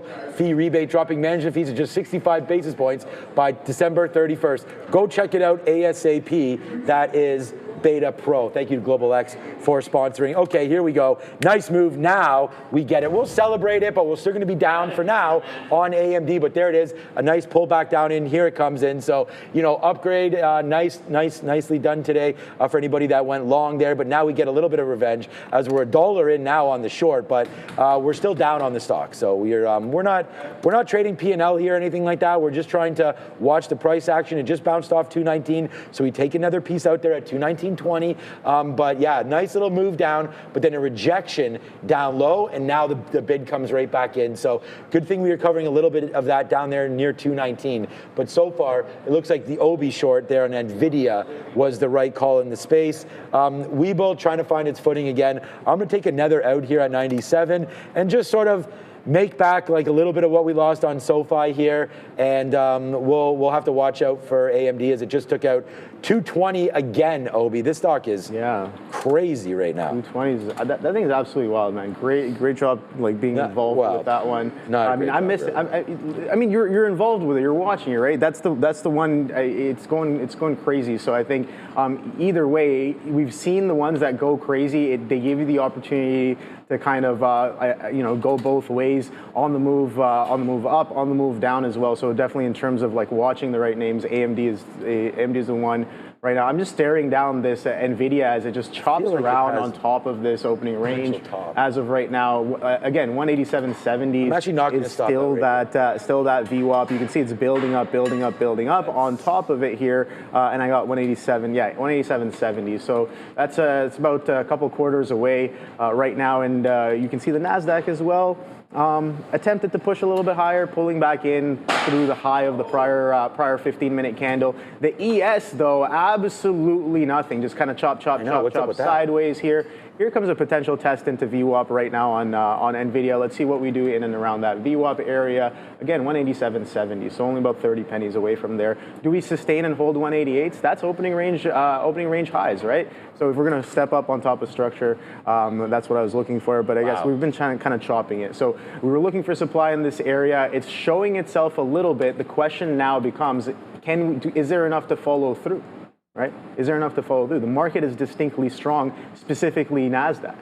So the question becomes, what are the names that are pushing the Nasdaq AMD up? It's Apple, it's AMD, it's maybe a little bit of Nvidia on that initial pop, but Apple is the strongest. Microsoft is the strongest. Amazon's catching a bit of a bounce. Tesla's hella weak. Alphabet's doing absolutely nothing. I don't know what Meta's really up to. We can check Meta right now. Meta's kind of flat, kind of chopping around. It's sold off aggressively. Nice little bounce now, but maybe that's what's causing the market kind of bump here as well. So I'm just going to be patient, wait for VWAP to come in. And this is what I was talking about. Nvidia was not part of my main plans, but then we looked at kind of the chart, and I was like, okay, if it does this, then I do want to look to participate in and around these levels and areas. And Nvidia supply looks like it's coming in. We got a reversion to VWAP. We just came in and tested this VWAP right now. So let's see if the VWAP holds. That's the next question, right?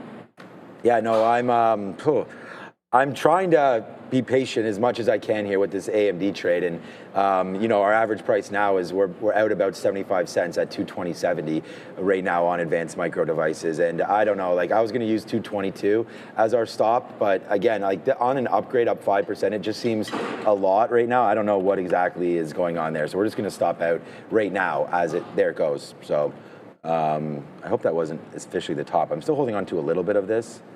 I want to check out CoreWeave because that's also, wow, this AMD, like, I don't know, wow, no red candles. Was waiting for some, we got one little pullback in that. CoreWeave up 6% as well, up to 136.50, 137 and change right now for CoreWeave. So watch out, that could be that top there. But again, nice little battle back for CoreWeave, man. I mean, they got hit down there into 80s, 90s, now up into the 140s again. Key level here for CoreWeave. This AMD dude is now at 223. You know, this stock started the day at 211. Oof.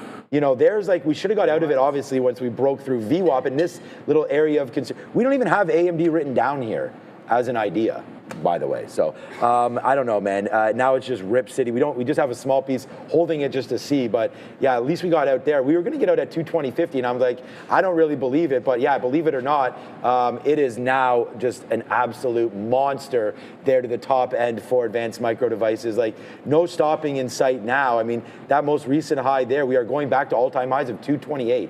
Again, it looks like there for advanced micro devices. So see you later, man. There's not even like any areas where I could think, okay, that might be the top. I mean, we could use that top wick right there as maybe a top. And I do think that there's going to be some kind of pullback at some point here. I don't want to get too short on this, but if we're going to, I got to stop out at some spot, and maybe it's right there, 223.60 or so as the new stop out spot there for advanced micro devices. But it is off to the races here for AMD.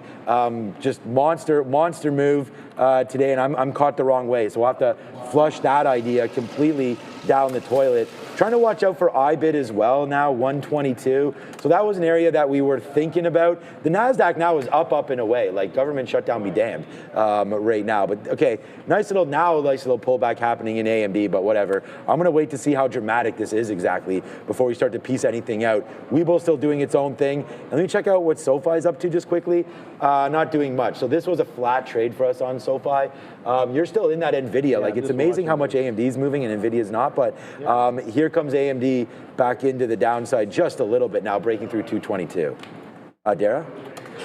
Yeah, keep an eye on PDD. I only saw one headline on this. It looks like it's sort of about 10 minutes ago. PDD definitely pushing her off the open. I'm looking for more context on this, but apparently the German cartel watchdog is reportedly trying to initiate proceedings against Temu. I need more context here. I'm looking for more context, but either way, PDD to the downside here on apparently a cartel watchdog investigation. Back to you. Okay, get it, watchdogs. All right, so yeah, let's think about something else. I mean, we're just talking about the names that we have on board right now. We're going to go over here and flip it and give it to you guys right now. So all you have to do is put in here what stocks you wanted to talk about. Right now, Figma up 10%. We saw that. Figma was a great little look from OpenAI. Sam Altman was using the Figma software there on stage the other day. So that was really started to create that one. ATON up 100% today as well. Amazon, I just saw floating around 222. That's a pretty key level, right? Tesla 431. We talked a little bit about that Tesla level before, coming up into 430. So we can have a quick little look over there and see what's going on. There's AMD with a nice little drop. Now, finally, Obi, losing a little bit on the bid now. We just missed, we were trying to get some more there and we just missed it, but whatever. It's kind of the story there. You got to try to catch this when you do, but nice little downside push now for AMD, but bad trade over there. Weeble continues to be that one, and then Tesla, I mean not one, it's the only other trade that I have. Tesla, 425. Wow, we said that this can have a violent move off the open. We were thinking short, but we were trying to get it at 440, but that started right away, man. This is what I mean about trying to catch, like on AMD, straight up, Tesla straight down $10, actually $12 right off the open for Tesla. So you tell me if they like that new release there. So remember it was up about 0.7 and I was like humming it. Well, right there, Tesla now down 0.35 on the day. So let's wait to see what winds up happening there. Maybe a short back up at the 200 period if it can get there, but I don't want to be pigeonholed to the short only, right? So I'm just short Weeble, short AMD. Any other ideas for you? The number two stock on here is that BURU. Yeah, right now. Buru's been ripping around. 76 cents. This was only 40 cents yesterday, no? Yeah. Yeah, that thing's okay. Good call on Buru. We had that yesterday, so nice look there. Yeah, it seems like Nvidia strength's coming right back in. Like I'm staring this down. AMD's ripping up, and Nvidia's had some sellers on it. While that's happening, we kind of know the kind of sentiment in and around both of these stocks.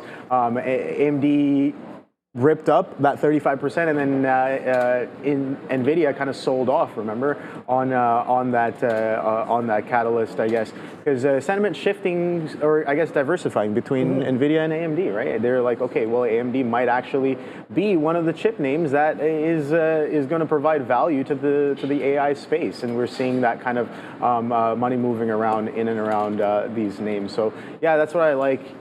Nvidia doesn't seem like it's really going to work out right now, as we're pulling back all the way in, and you can see how strong the Nasdaq is as well. So I don't necessarily want to fight this one for too long, especially when the ES starts to get going as well off of its consolidation. That just adds maybe a little bit more confluence, but I'll stay patient with this one. We're just going kind of sideways for now. Where is the next trade? I'm looking for it. Let me know what you guys think. What are some names? There goes NNE as well. Oh boy, that's a little bit of a blast off coming into 53. So the short continuation didn't last very long on that one, bigger picture, and that's coming in real nice as of right now. Maybe a $50 hold. If you were looking at a $50 hold, oh boy, did it give you a $50 hold on Nano Nuclear there. Let's see what else is going on here. Okay. We got a nice winner. Meg 7s. UNH. Apple's pulling back. Yeah, what's going on with UNH? I don't know. I hear that yeah, I just hear some stuff about UNH. Nice little pull down right now. I don't know if there's a story here about UNH, but 372 down to 368. Just coming into the 200 period moving average again on the 1 minute chart. So an interesting level there. We just got some out. I mean, I'm not going to hit the dollar club because we've taken dollar club losers. I don't have like a reverse dollar club thing to hit on this, but we are emptying out a little bit more as we wind up making some more out here on AMD. We just got a 221. Oh, a little bit of a pop there. I don't know what that is. Don't hit that one. 10 o'clock. That's I don't even know what that is. That's like makes me like anxious. Whatever that is. Don't, Joe. I hate that thing. I don't even know what that is. All right, so let's just keep on watching here. There goes IBIT right now, man. IBIT right now 122, 123 for crypto. So a nice little bounce there, right? Good move there for IBIT, and then we also have gold. I wanted to have a quick little look at as well right now. See what gold is doing. Not much. They do have a little bit of a pullback there, but I don't really trade GLD, but there's enough liquidity to definitely do that. So we have to probably start thinking about some of these levels here on gold, because that pullback gave you $1 either way, right into there. I don't even, no, it's not that. We can play that again. I have no idea what that is. Like every time I hear that screeching sound, I'm like, what the hell? That's all. It's not. I'm not rattled by it or anything. I don't know. What is it? What is that thing? I have no idea, man. That's anyways. Jump scares. Come on, you were just at Halloween Haunt, man. You gotta. That was a jump scare? I don't know what that was. It sounds like a screeching thing. Hit it again, Joe. Hit it again. Hit it again. Oh boy. Okay, that's. Oh, okay. It's a laugh. Oh, okay. Okay, I get what it is. Okay, I get it. It's a laugh. Hilarious. Okay, so right into here, let's just, we're going to get a little more short now, I guess, on AMD as it came back upside right there. We just did some covering there at 221. I keep looking over to you, but it looks like now even Nvidia is starting to make that move higher. So a little bit of a reload right here. See if we can get something out around 221 or 222 flat, and then we'll go a little lower, and we'll just keep on understanding that AMD is on one right now. Good reload right there. Spin the money for the short one more time. So let's see if it comes back in again. We've learned our lesson, man. If we can scalp away from this, that's probably the best idea right now, as it does keep approaching some highs. So yeah, let's go over to Adara, I believe, possibly.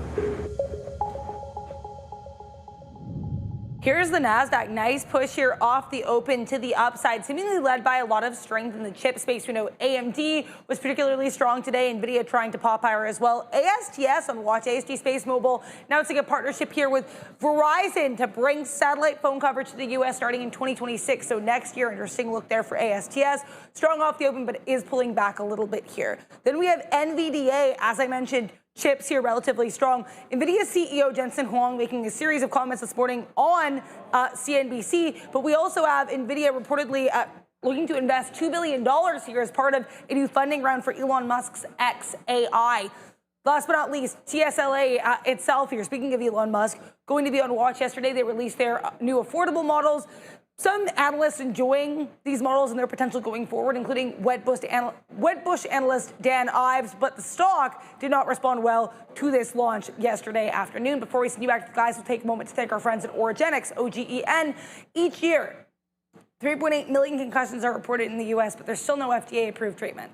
NYSE-listed Origenics, OGEN, is changing that with its first-in-class intranasal drug designed for rapid brain access. With the concussion treatment market projected to reach $8.9 billion by 2027, Origenics is uniquely positioned to lead the way.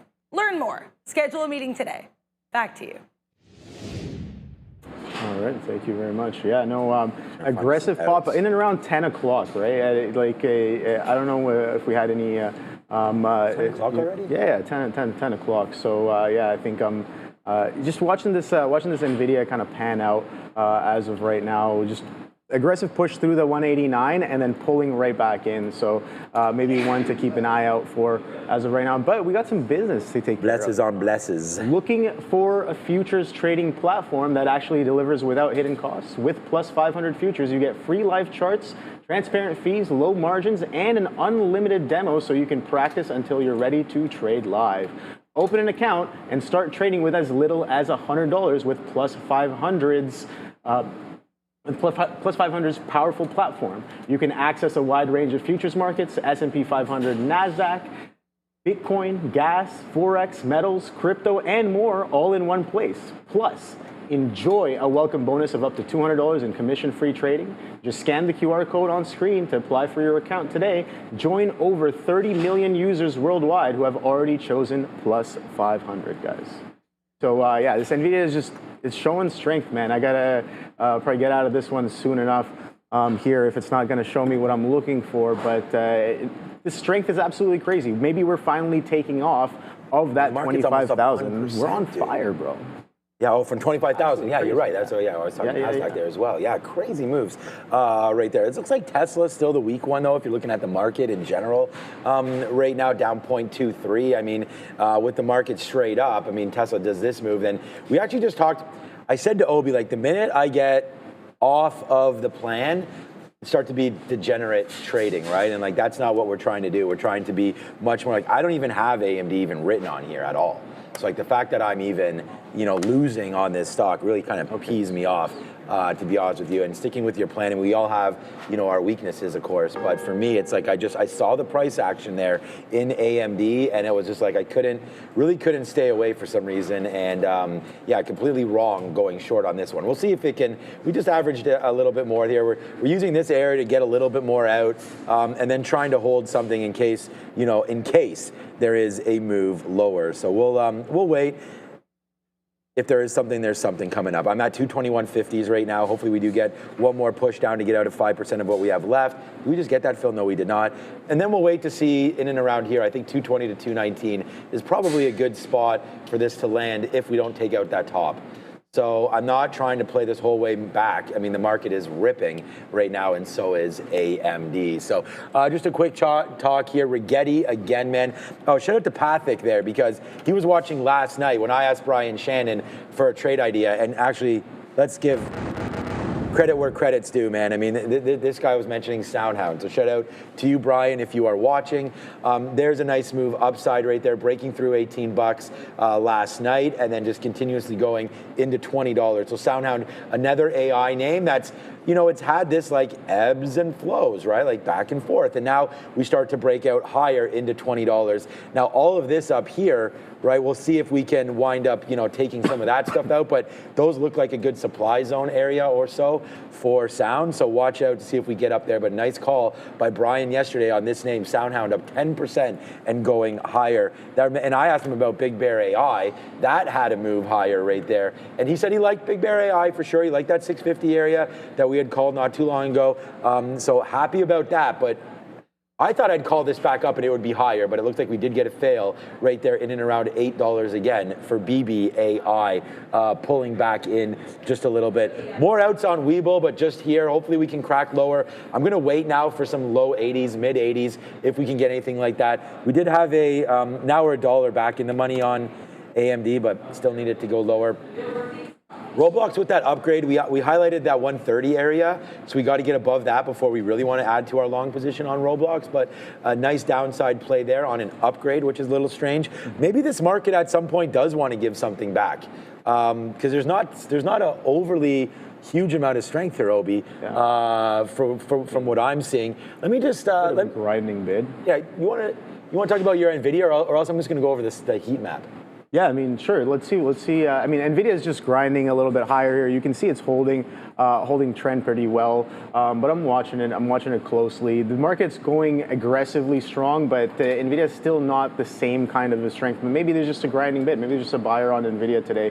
And yeah, that's maybe I'm not willing to kind of accept that I'm wrong if the grinding buyer is going to continue to stick around and trade a little bit higher. But yeah, let's see what the map. Yeah, I was going to say. So I just want to before we do that, just quickly, like, I'm getting out some more AMD at this level. Hopefully, we have a tank, and by the time we look back at the stock, we can celebrate more of a win here than what we've had. There's Nvidia, there's Broadcom. I mean, strong sector today is electronics in the technology space. It looks like weakness, we're going to get it through financials. I mean, there's really nothing green in here. We have Coinbase, which is nice, up 1.676%.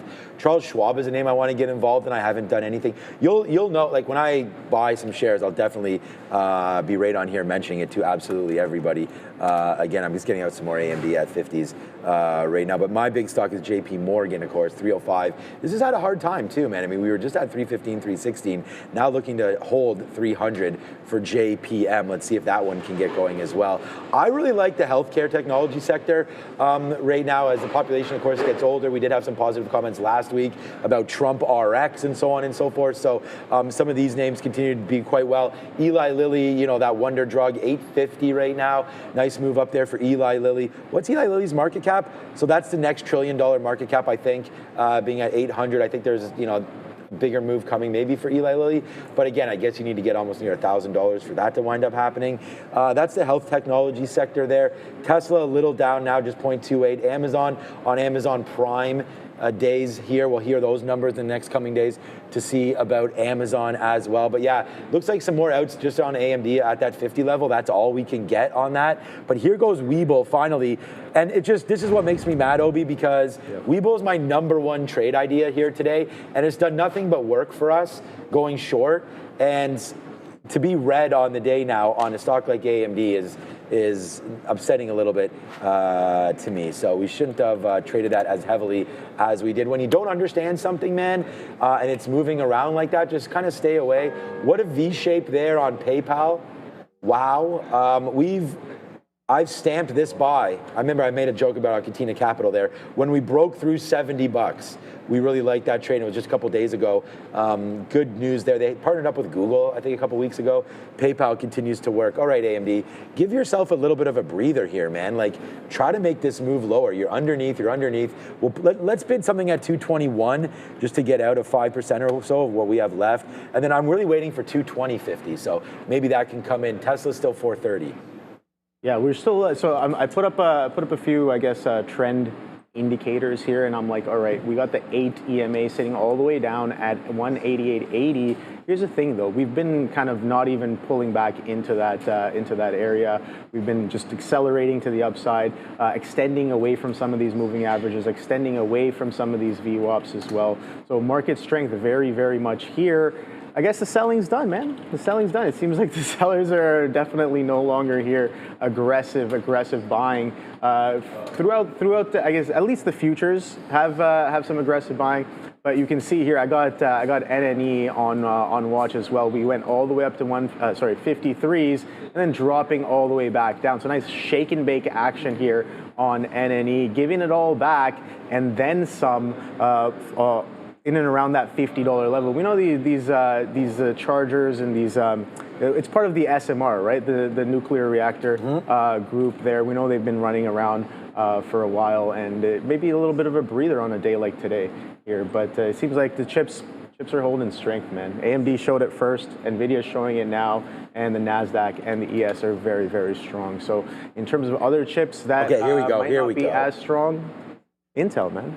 What's going on? Okay, now we are cooking with gas now on advanced micro devices. There's the break that we're looking for. Sure, we're $2 in the money, but we're just making back some of what we had already gotten taught a lesson on, and that was do not short momentum. That is for sure. Wait, as my friend over here says, wait for the side of the back and then grab that trade. But oh boy, the number one. This is why I'm pissed. Honestly, I'm not mad. Well, I am mad a little bit. Like it's just disappointing more than mad about anything. Look at the number one trade here, 12.25 short on Weeble. I mean, it's what we had wrote down right into there, 12.25 to 12.50, right? And so we took the short earlier on in the day. This is what Weeble is doing right now. Wow, Weeble is actually starting to crank a lot lower now. So this is going to be obviously a decent opportunity for me to cover more. We'll bid some 68s right now. We don't have anything this low. That kind of happened a little too quickly there for me. So there's the 68 fill, boom.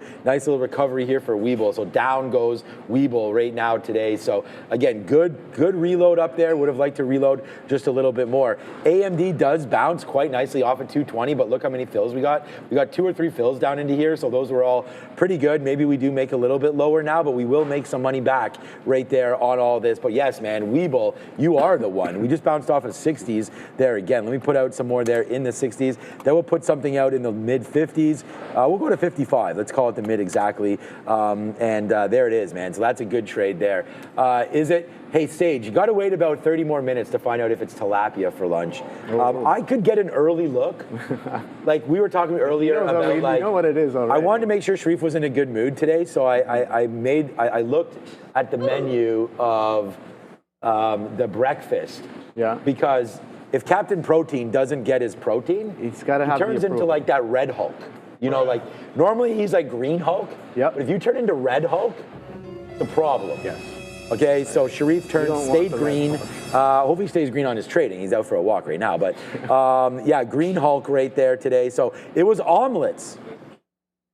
A Twix? Is that a Hulk thing? I don't know anything about Twixes, but Twix. Snickers bar, yeah. Yeah, that's what their ads are, right? You give them a yeah. Snickers bar. Fabian's telling it in my ear right now. So sometimes I'm like, I'm thinking about something, and then boom. I used to like the Kit Kat ads, take a break. You know they have like something like 70 different flavors of Kit Kat in Japan? Oh yeah, no, I know. I've seen like the displays. It's wild. Someone brought some back. I don't know if it was Ramin or who brought Kit Kat back, but someone or Wayne brought back some. Okay, I don't know if someone that also visited us maybe, but I had a matcha one. I thought was really good. That's what Wayne brought back. Okay, so that must have been it. Yeah, that was really good, man. Kit Kat, give me a break. Break me off a piece of that. Kit Kat. Bar, good one. Right there. Okay, now we're $2. We just got some more outs here at 220. Let's see if we can break this level. Wow, this Weeble trade, man. We like that one a lot. What's up, A? Keep an eye here on Dell, DELL pushing to the upside. No news from today. This is up about 10%, but yesterday they had a whole bunch of announcements that were made. Stock didn't react too much. They did apparently lift their forecasts, and they did commit to a 10% annual dividend hike, amongst other announcements. We talked about this yesterday because, again, it is a story from yesterday. I haven't found anything new on it today, but either way, DELL nicely to the upside today, guys. Back to you. All right, thank you very much here. It seems like this 15-minute candle is not like the others so far. We've only been here for a minute.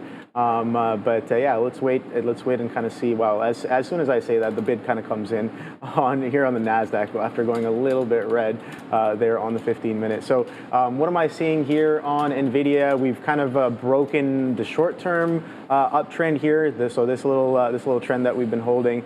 So I should be getting a little bit in here, but I also have a little bit of an uncomfortable size of inventory as of right now, which again, not the best decision making, but waiting for the potential move to come in. Sometimes the thing is, man, I trust my probabilities a little bit more, or like I anchor to my probabilities a little bit more than the actual price action. And a lot of times, like, yeah, I know I'm going to be wrong over in and around at least 50 to 70% of the time, right? So definitely was wrong on this initial push, but it's coming in now. Let's see if we can get down to VWAP. But 188.70s, 188.80s. This is around those moving average prices. If we wick and bid back up, like we are doing right now, as I'm saying that, again, showing more signs of a pretty decent strength here on Nvidia and these markets. Look, this next 15-minute candle is showing us some good strength as well. So it might be the case that this move is nowhere near done, Sean. No, I mean, we're just cashing out some more Weeble downside, and then we're waiting for some AMD. I mean, we said that as soon as AMD sort of broke that 221 area, we did think that floodgates may have opened up just a little bit, but now we're at a key level of 220 that we tried to short in the freaking first place and got stopped out right there at 222. So it was really, we were pretty fine with it until this area here, 220, where we did hold it too long. You know, and that part sucked. And then the reload here was completely fine as we start to pull back in now. And unfortunately, I only have like about that 20 to 25% left of what we put on up into this area. So let's see if now we get a little bit of a bounce back. Weeble's a completely different story. We are almost out of all of our Weeble. Like I had marked down 11 maybe as the low, but that's bouncing quite nicely now. We actually get a 44 there, Phil, and then a 50 fill. So that little wick bottom, I mean, maybe if I zoom in, let's see what kind of volume we just put on there on Weeble. And so not a whole heck of a lot, but it's your first green candle there in the 1 minute chart after about 6 or 7 pushes to the downside. So right there, opa, as we hear some action in our background. All right, it's 10:17 right now. Just checking in on some of the names that you guys have voted for right here. I will check in on Tesla just real quickly, but here we go right now. Let's have a quick little look. AMD, okay, so still there. You know, we like that stock there. I don't like it for today for my P&L, but we're making some money back on this. We'll make back pretty much like a quarter or maybe 30% or so of what we lost, so still not good. Not happy with it. Wow, Rocket Lab. See, RKLB is $65. Amazing stock. I thought that was $20. If someone would have asked me what the price of Rocket Labs is, I might have said 30. Like, just because I know that the space has been hot, RKLB, did no idea how hot Rocket Labs has been. Like, we saw that ASTS there as well. Yeah. Boom, there it goes. So I guess it hasn't been 20 for a minute. This goes back to July, so that would have been a horrible guess. More like this battle, and then boom. So there it goes. So we're not far off from like being amazed by this. This was $48, now up to $64. As again, we saw Archer today, Joby. Oh, Joby had that offering. Yeah. So they're not actually battling back from that. That's a little bit of a surprise. Thought that Joby could have done something on that battle back right there. So watch out for maybe, actually it's not moving that much, maybe a 17 break or so. We got that super chat earlier about GameStop. That was a nice call out there, man, for whoever that was. And I'm glad that we looked, right, MK News or something. It's a good thing that we looked at it because that $24 is a great spot, great pickup. By that. Thanks for that super chat, and I hope that all of you that are part of our group here join, become a subscriber. It's completely free. Just hit the like, hit the subscribe. And I mean, right now we have watching radio. Oh, I got to refresh this. We have more than 22 likes, I'd hope. We'll hit the refresh button on this there, Obi. Okay, now comes AMD. We're now 250 in the money finally on that one, so we're making a little bit back. 900 likes. We like that a lot. 539 subscribers. Get involved, man. That's the only way to be part of our chat, and this is what you're missing, man. Yeah, Rocket Labs has been a blast. Okay, TQQ. Good Airy Pages. That's a stock that the Nasdaq is where I want to look at because maybe we are finally trying to find a high there. We had some nice wick tops there on the minute chart. Let's go to the TQs just real quickly there to have a good look. Okay. I got to get a little bit more out on this. Nice push down in for, are you still in Nvidia? Okay, it's still up there though. So it's funny because now, Obi, AMD is really pulling back, man. Yeah. Like now we have $3 in the money on this one as it pulls back. Man, we're a little bit too early, man, loading and on that, man. We ran out of some clips there, but we never run out of clips around here. I mean, I'll go until we don't, well, we almost went until you get BP reached. It was, no, my buying power. It's been a while since I've got a BP reject, but Yeah, I don't.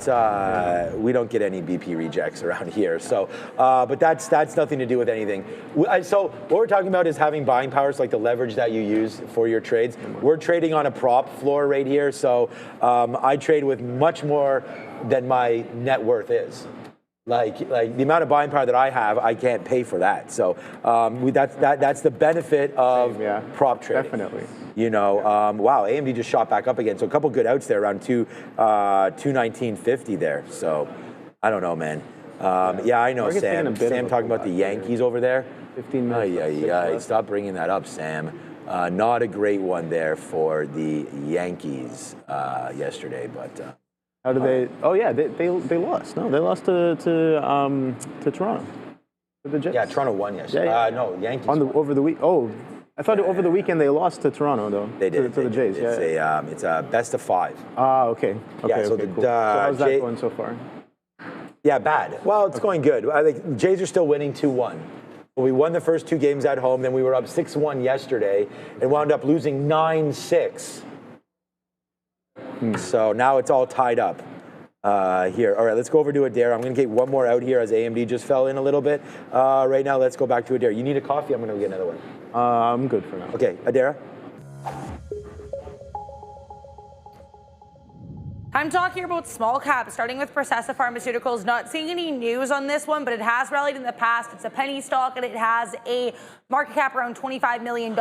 Next up, NXL. This is another one that I've seen rally before. In fact, all of the ones on the list today have actually run in the past. Nexlin here announcing the publication of additional clinical data in radiology, showing that apparently their technology improves cognitive brain performance. So strong performance here, I guess, in this clinical study for one of its treatments. And last but not least, RNAZ, unfortunately, this one is broken down quite a bit, certainly removed from this high of day, but there was a catalyst here for RNAZ. Transcode Therapeutics signing an agreement for the acquisition of Polynoma for $20 million in cash and a $5 million promissory note. Before we send you back to Sean and Obi, we're going to take a moment to thank our friends at Trade the Pool, because the Trade the Pool beat Ackman live trading competition is here from October 8th to 10th, and because every day Ackman makes his move, and your mission is to outperform him, beat his return, prove you've got what it takes, and then the grand finale on October 13th will be broadcast live on Trader TV with Trade the Pool team live in the studio. Over $600,000 in prizes are up for grabs, including $25,000, $50,000, even $100,000 valuation accounts, plus surprise giveaways during the live show. Don't just watch, compete. Beat Ackman, win big, scan the QR code, and start trading. Back to you. Thank you very much. Yeah, no, I'm excited for the competition. Again, that's going to be happening at the end of this week, and then we're going to have the team in the studio as well, if you guys are watching. So that's going to be a lot of fun this week and the beginning of next Monday as well. So yeah, stay tuned for that. Market, this current 15-minute candle, just a little bit of a pullback here. So maybe we are seeing a slowdown of that bid from the morning session as of right now here on both the Nasdaq and the ES. But we'll see. We'll be patient because there's still 4 minutes left for this 15-minute candle to finish printing here, and Nvidia is still kind of chopping around here. So you can see just chop, chop, chop, chop. We did kind of lose a little bit of the bid, but if we're going to go a little sideways, then I should be a little bit more concerned. VWAP again, now above 188. We were talking about it 187.70s in and around here. Now above 188, sitting at 188.13s on the day. Excuse me. Something interesting that I did notice and I do like, and that's why I was holding it for maybe a little bit longer than I really should have, was just looking at prior day's highs. So yeah, we did break that the trend resistance that we've been holding over the past couple of days here. 1, 2, 3, and we did break out of it. So nice trade there. If you took the breakout of that resistance, or the technical breakout, however you want to call it, there, and pulling back into these levels. Let's see if we hold and sustain for the bigger picture, maybe confirmation of, okay, the bid is here. With the market, look at that, red to green here on this candle. So yeah, got to respect some of this information. If we're going to have a strong bid on a day like today, then and Nvidia is being a little bit stubborn on the buy side, even though we're getting a lot of chop, even though AMD is ripping up as aggressively as it is, you know, be a little bit nimble is what I'm trying to tell myself here. But we'll work out this one. No worries about that one. Where is the next trade? Let me know what you guys are trading. Lyft, Malcolm is saying in the chat. So Lyft might be doing something interesting. Let's go take a look at Lyft for a second here. LYFT. Tesla made its way back. So I don't know, man. It's kind of an inside day. Nothing crazy going on here. Confluent, with I was moving around, CFLT. Let's see what that one's been up to. How's that been rolling around? Oh boy, that's nasty. Look at this wick action here. This market is kind of crazy. You gotta watch out for those crazy moves there. But off of the open, I guess it did sell off pretty aggressively, and that, if that's what you were looking for, that's what it did on Confluent. A bit of a bid coming back in here on Nvidia, 189s. Seems like we're just going to chop sideways on this stock right now. Let's check out, thanks, Obi. Yeah, let's check out Rigetti. I got like basically a half coffee here. See what's going on. All right, Rigetti, 48. Wow, I mean, nice move there for Rigetti again here today. I mean, fading out now, trying to find a base. This 43 makes a lot of sense. I mean, it's the pre-market levels. It's sort of where we closed out into yesterday, $43, $44. Was hovering at 43, get those market imbalances up to 44 and change, and now hovering around this spot. Good little level there for Rigetti if you are into that name there. I know it's, to me, it's a little, like, if that holds that top, I mean, remember, this was a 30-cent stock or 70-cent stock less than a year ago. Now it's $50. So you got to be careful. We do have crude oil inventories coming out in a minute. Not that that's going to affect the overall market, but we could definitely wait to see what's going on with crude. CLX is the current number here, so we'll wait to see if anything does happen with crude oil in just a matter of moments. A stock like XOM or something might move on a drawdown or anything like that, but still 30 seconds, so maybe we're waiting too much for that one. All right, SoFi. Yeah, look, SoFi, thank you for that, Matt, in the chat there. Yeah, look, like, we got started, so we're flat on SoFi today. We were able to buy it. This was a better buy. That was early, right away. We never take, when it's falling like a knife, just like our AMD trade, I take it because we wrote down $28, but then you got to give it a little bit of time. We saw the wick bottom. We might have made a bottom there. We bought it. We got some out. Then it just all of a sudden flew to the downside there, dropped into the downside. Here comes oil right now, 3, 2, 1. So it's 62.50. Okay, there's a nice little move down, and now it's doing absolutely nothing. So Brood is now a build of 3.75 million.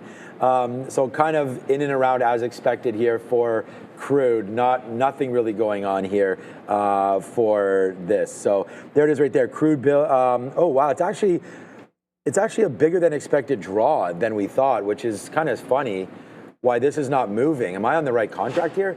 3.7 million barrels versus 0.4.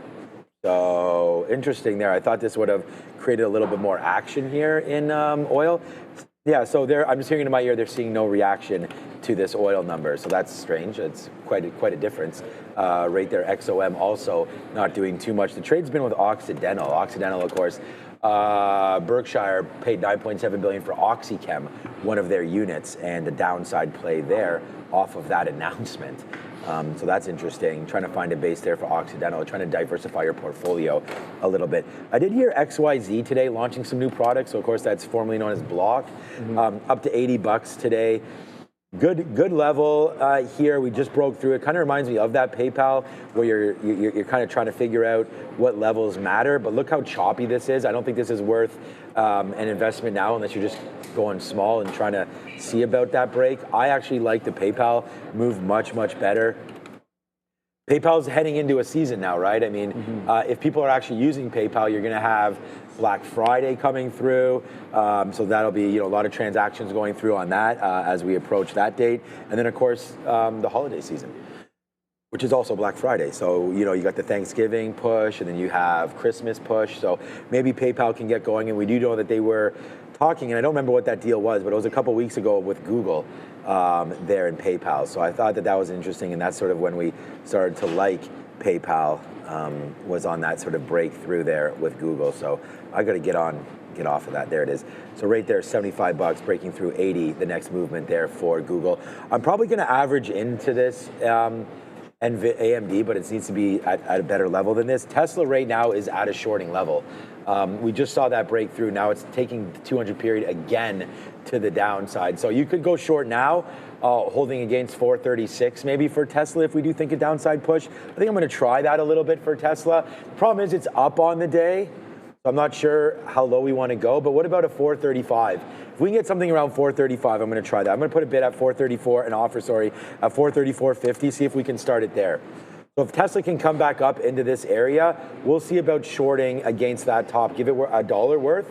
I think that's plenty possible there for Tesla. So we'll try this in 50 cents. We'll try a new short here on TSLA.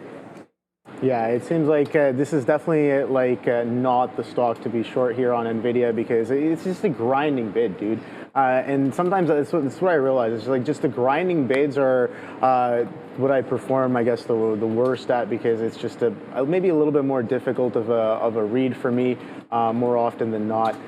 Markets kind of, just slowing down. We got long, extensive candles off of the open. They're starting to get a little bit shorter as well. Maybe the bid is slowing down here, but I'm watching. Nvidia might not be the best vehicle as of right now, but we'll see. We'll wait on that one. I'm looking for the next trade, man. What are you guys trading on a day like today? This morning we came in and I was like, yeah, I don't really see anything too crazy. I'm just waiting for something crazy to show up, right? Something that's like, okay, well, screaming at me. That's what I said. I'm gonna sit on my hands until it screams at me. WNC saying Reddit. Okay, we can take a quick look at Reddit, see what that's up to. RDDT. Take a look at this one here. Okay, wow, okay, yeah, Reddit to the downside. Oh boy, yeah, if you had the short idea on this one, that's coming in really nicely. Day lows on Reddit, man. That thing's been on a bit of a ride since its IPO as well. Did you ever get into the IPO? I know you like the Reddit, but maybe when it first IPO'd, maybe, but I don't own any shares of Reddit. I wish I had. I mean, I really do like that stock. Tesla, I mean, we'll hit the siren because we mentioned the short, and I should have just punched short when we talked about it, man. I was like, Tesla's at a good level. It was at 434. Now it's at 432 or 432. So $2 almost straight to the downside right there for Tesla. I did take out some more Weeble here at 77s. I don't know. It's on its way back up. I have 5% left of Weeble. Oh, wow. What a move down in Tesla. Is anything happening on Rivian or anything else like that right now? Tesla has its own news, so I don't think one equates to the other. No. What about Ford here today? Nah, not much happening. Excuse me, on Ford. Yeah, Snowflake's an interesting name there. I actually got out of my Snowflake at 200. Now it's at 245. So, yeah, these sort of data plays. Wow, Snowflake today. Okay. Yeah, appreciating in value. That is for sure. There goes Snowflake. Wish we still had these shares. Snowflake and Dell was a nice day today as well for, again, upgraded yesterday and a nice guidance call yesterday or 2 days ago for Dell, up 8% now and ripping. I got questions about this. I said that I liked Dell and where it was right now. QS, man, QuantumScape with a nice move here, downside it looks like. Yeah, there goes QuantumScape now near the lows, trying to watch out for that, breaking through 1550 now, goes QS. Okay, here comes AMD a little bit now. I didn't average back into it. We're gonna look around that 222 spot for that, but I do like the Tesla trade coming through as well. You looked at NNE earlier, what about SMR? We had a great trade on SMR yesterday. We shorted this level right here yesterday afternoon, 41.45, and then it just did this. And man, that was one of my best trades yesterday. We only had a few of them. That was a good one for SMR. So we're giving back a little bit today with that stupid AMD trade, but yeah, SMR was a good one yesterday for sure. All right, you're still on Nvidia, so I don't. Yeah, I mean, market's looking like it wants to pull back here. We have about 8 minutes left until this 15-minute candle finishes printing. So maybe too early on that one, but it's starting to slow down, right? The candles are starting to get a little bit compressed here, so that's what I'm watching. But if Nvidia is going to continue to kind of grind and hold structure, I'm more than willing to kind of let it go. I've come up with certain criteria. I'm just like, all right, well, I'm in this position now. It's starting to slow down, but if it does this, and this, then I'm more than willing to kind of spend some risk on it and move on to the next thing as of right now. But we'll see. 189 is just consolidating right now, right? I wouldn't mind doing like that. It's not doing anything too crazy. Like, it's just consolidating. We're in a bit of a range. The longs have definitely been in charge off of the open, and it's been what? It's about 10:30 right now, 10:37. So for a good hour, they've been very well in charge in the market as well, right? So that's something I want to observe and see if they continue to stay strong, right? If they continue to stay strong, I do want to avoid this trade as much as possible. But if we're going to start to pull back, I might want to get a little bit more aggressive a little bit here. But where's the next trade? I don't really see anything too crazy just yet. That AMD's doing... what's that? It's going sideways now? AMD, or yeah, it's making some moves up. You're welcome over there. I want to show the thing that Fabian made. The font I can't wrap my head around it. I'll have to fool around with it at lunchtime. What's up to Candle Runningham here? FinTech, Value Pay, and PayPal really paying off. So you're welcome on that one. You said thanks to me, but we talked about PayPal before. Hey, what's up, TD Baker? I missed this one. Any reason my usual stocks drop at 11.15 to 11.25? No. I don't know what your usual stocks are, but that is getting into the European close. So that's still closing at 11:30, is it, or is it 12:30 now? It's 11:30, right? I think they're all over around that time. Yeah. So maybe if you are TD Baker, if you are, watch out for that. I mean, if it's maybe a weaker market in Europe and some of your stocks are something like that, then we'll do that. But okay, I don't know what just happened here to my news feed on Benzinga, so I'm just gonna have to reload that and get that going. But yeah, PayPal. The reason why I like that stock, of course, was we talked about what its P/E was. We liked that there was potentially a value spot there. Let me just double check what it is now before we talk. Yeah, there it is right there. 12 to 15 for PayPal. I mean, that's some value right there. And we talked about it the other day. And so I'm still in PayPal. I like that stock. We're long in the 60s there. PYPL continues to, again, pay off. And I think that was just it made sense, right? They got to tie up there with Google, and there goes PayPal. Look, it was $73, now it's 75. So it looks a lot different now than it did an hour and a half ago. But at the end of the day, PayPal definitely paying off. And sometimes you got to sit on these trades, right? I mean, I'm making the same call with Target. So we're long at 89.50. We bought this 2 days ago. We tweeted it out. We've been talking about Target. So, this is another play that I think we can get back up into the $100 mark again for TGT. So we'll see if we can make a quick 10 or 15% on Target and then maybe fly away from this one. But hey, if it wants to appreciate in value, then let's go Target. We just recently put a bid on this one. So I like TGT here. So a couple value plays that I just recently bought, man. PayPal is not a recent one, but we did talk about it. I'm still long that off of those bottoms. And then Target, and I recently bought Lulu. Let's just check out what Lulu's doing, then we'll go over to Adara, 4-sector watch, still not doing anything. Actually, Lululemon's been a pretty big disaster, really. I mean, that earnings call, not great. We did rebuy it, so we're getting close to getting, down 3 or 4% on our overall trade, but yeah, not really super happy with that move there on Lulu. All right, Adara, sector watch, what's popping off? Tech is certainly popping here. Electronic technology, especially Nvidia, Broadcom, AMD notably up 4%. Upper Networks up 6%. Dell up 7%. So tons of outsized winners in this group. Micron as well. I mentioned this one with the price target increase right off the open. They're up 5% too. So if you're not a chip, I mean, pretty much every chip here is to the upside other than Intel, which is down 1%. Then we have tech services, relatively neutral in the Meg 7 names in this group, though CrowdStrike making a nice push to the upside at 3%, and then Synopsys up 2.5%. Finance relatively flat. Producer manufacturing, with the exception of a move up in Caterpillar, relatively flat. Process industries relatively flat. Some weakness here in energy, minerals, and consumer non-durables, as well as retail trade, with the exception of Amazon. I do want to mention health services. UNH to the upside here by about 2%. They actually got a price target increase to $400 this morning, a relative premium compared to the $370 they're trading at right now. Back to you. All right, thank you very much, Dara. AMD's going higher here. I don't know what's going on with your stock, but okay, no, it's this thing's just chopping around, still that 189. I mean, now we have what, 3 minutes left on this 15-minute candle here, and the Nasdaq still kind of dojiing here, a little bit flat. Let's see how that. I like that. Yeah, it's just dojiing in right there. So let's see what that entails here. A little bit of an indecision, maybe. That's usually what dojis kind of mean.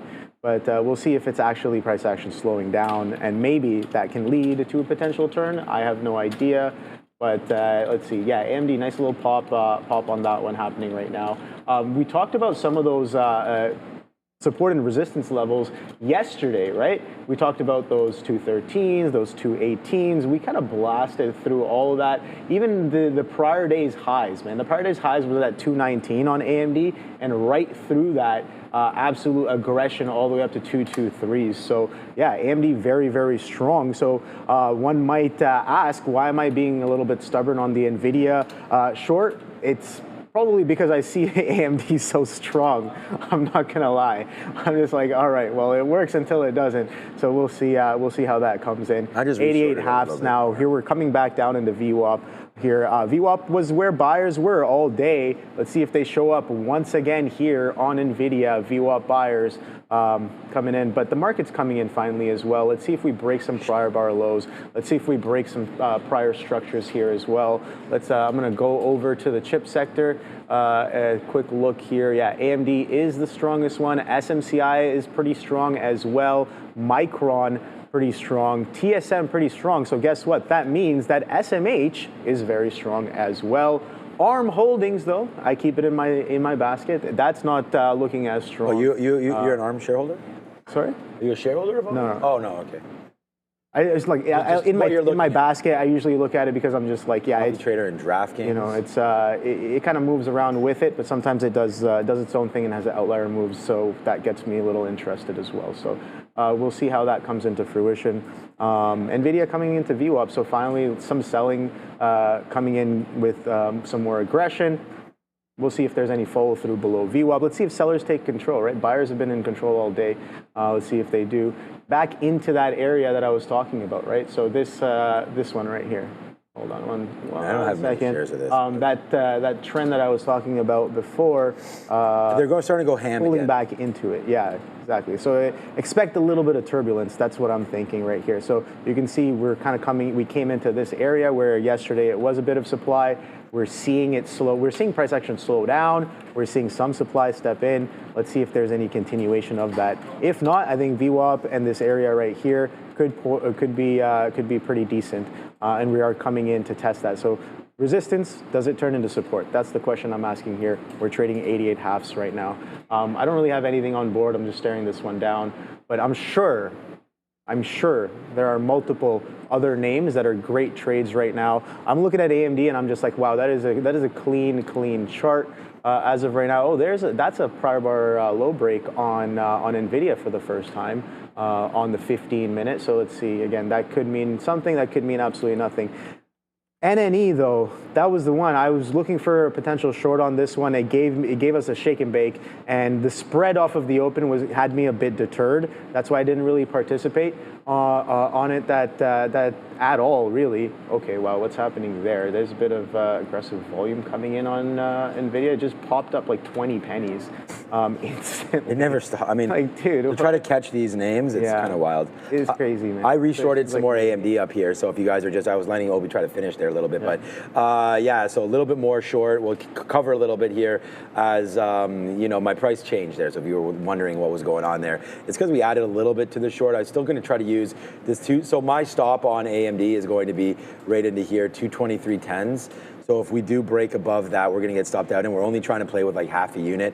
I am going to get one full unit. If it comes up into 80s again, right into here, I will put on another position and then stop out for 30 cents after that if it breaks up through this 223.10. That's where my stop is, 223.10. So if it breaks higher than that, 223.15, sorry. If it breaks through there, then we're stopping our, you know what, out of that trade. Okay, Amazon is ripping, eh? Okay. Yeah, I don't know. You know, like we have Weeble on here. We have SoFi 28 long. Let me check out what's going on SoFi right here. Man, it really, like, it sucks when the ideas are working, but we did get stopped out right there. We could have re-engaged it at the 28 long. Right now, SoFi is actually looking like a good breakout candidate right now of 28.20s. So I think you can, you know, kind of got to stamp this long. Like, I think this looks nice again. If this comes back into 28, I think we should take that. We did miss the reload or the trade on Tesla. That's now 250 in the money, but we don't have it. That's a good spot there, 228. Sorry, $28 for sure on SoFi. I like that. Tesla, we had written down the 440 short, and then we wanted to look at the Nasdaq short. I had talked to, like, it opened up at 106. So that was no longer a thing. We talked about 106 because of sort of where we were yesterday, 105.50. We were bouncing around that 106. It was a sort of a top here in the pre-market now that we took it out. But look at this. Now you're starting to get low here underneath the 200, underneath the 50, underneath the 21 period, and heading to VWAP.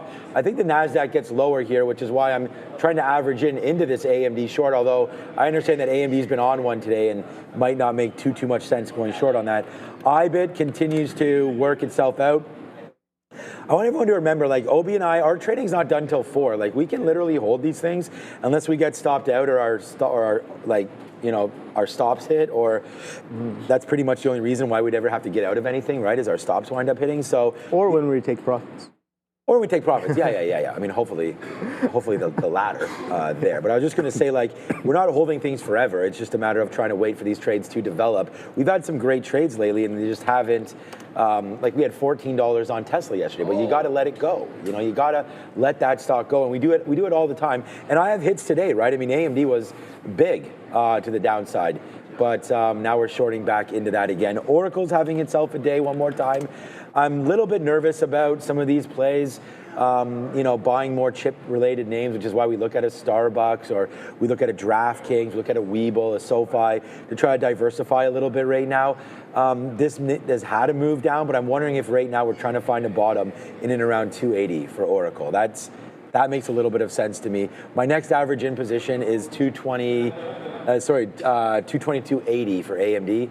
For those of you asking there in the chat. And then Weeble, we're almost out of Weeble, man. We did a good out there at 75. Let's just take this out if it breaks 12. I don't, we have 5% left. It's only gonna be a 20-cent winner if it does break 12, but let's go to 1203 in case there is a little bit of a wick. I would be more specific if I had more shares.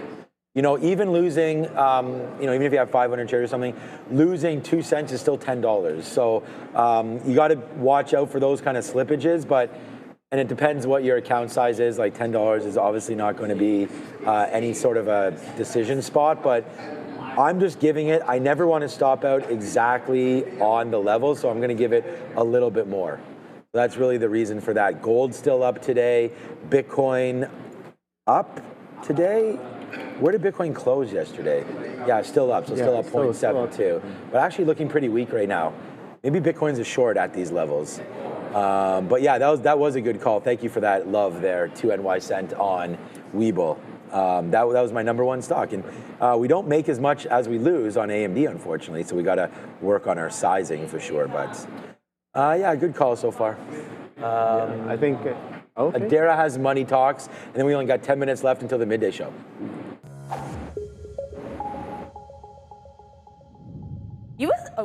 US dollar continuing this slow climb back to the upside here after, again, having a really weak year in 2025 thus far, continuing to make higher highs and higher lows on the daily chart, at least over the last 2 weeks. Again, if you zoom out, the situation is far from rosy. I do want to mention here the government shutdown because it has impacted the economic data we get, which in turn impacts both the US dollar potentially and also these rate decision that we're going to get in October, because if we don't get that data ahead of the rate decision, that could put the Feds in a difficult position where they don't have enough data to really act on. We did have commentary coming from John Thune, the Senate Republican leader, about 20 minutes ago. He said there'll be the vote today and then we'll see. So that's the word on the shutdown. If I get any more details, I'll let you know. But as of right now, again, people are pricing the shutdown will last a little bit longer than maybe we were initially expecting. I want to let you guys know, lots of Fed speakers today. Here's a brand new calendar that we just premiered today on TTV Research. If you guys like this format, let me know in the chat and I will do more of these. But as you can see, there's really only two Feds speaking today, and they both speak twice, Feds Barr and Feds Kashkari. Feds Muslim already did his thing and left here at 9:20 a.m. But I want to mention this thing in the middle here as well, the FOMC minutes. Those are going to come out at 2 p.m. Eastern. That will be for the meeting on September 17th, 2025. Stay tuned. I will keep you all posted. Back to you.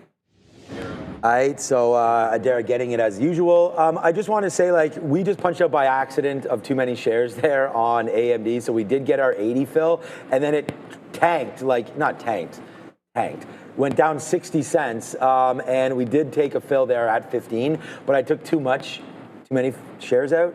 So still a very nice trade. We talked about that 220 there and giving it only 30 cents. So now it's coming right back. So it's a good thing that we took some out, but we are reloading that exact trade right now. So yeah, definitely coming in here as AMD is starting to get back up to the upside right now again. But we just reloaded that again there at 70. So nice little push back into the 50s. Let's just do what we've been saying we want to do and try to scalp a little bit of this out. So we'll bid some 50s there. Maybe it'll come, but you know, the short has not been right. You can see Obi's been in that one trade all day. Now it's working for you, so that's good. Hopefully that'll come back in, but it hasn't been right yet. So scalping some out, I think, is the prudent thing to do. As here it comes back in, we take some 50s. We just talked about that. Let's now see where it wants to go. Hopefully a little bit lower as we just averaged in right here. So waiting for it. So far so good, but yeah, it's looking like it doesn't want to go down. Waiting for that break of that 223. So yeah, it's, let's take out another piece right here in the 50s if we can. It looks like we're too strong on advanced micro devices. It wants to take out the highs. So it's a good thing we're not really in this too strong right now, but there it goes. AMD, nice upside play. The short definitely here today. Look at the futures, Obi. I mean, I know your AMD or Nvidia is trying to work, but the futures aren't necessarily going up here. And yeah, they're going down. So this to go down too wouldn't surprise me, but right now the strength is definitely in these chip names. All of these outs are just buys. All of these are buys, not shorts. So wrong way here on advanced micro devices, but we're getting out now and we're doing quite okay that we haven't got burned too much on this because we don't have too many shares. But learning our lesson here, it looks like it wants to take out the highs. Bye-bye AMD, congratulations to the long. We're wrong on this short, that is for sure. Yeah, no, definitely was a lot. Was very wrong until it actually started working. So I think the place to get in here was at kind of like that last entry, right side, maybe even over here, right side off of those highs as well. And again, NNE didn't have too many ideas off of the open there, but this one seems like it worked. One of the best ones that did work. Let's see, what else did I have off of the open there?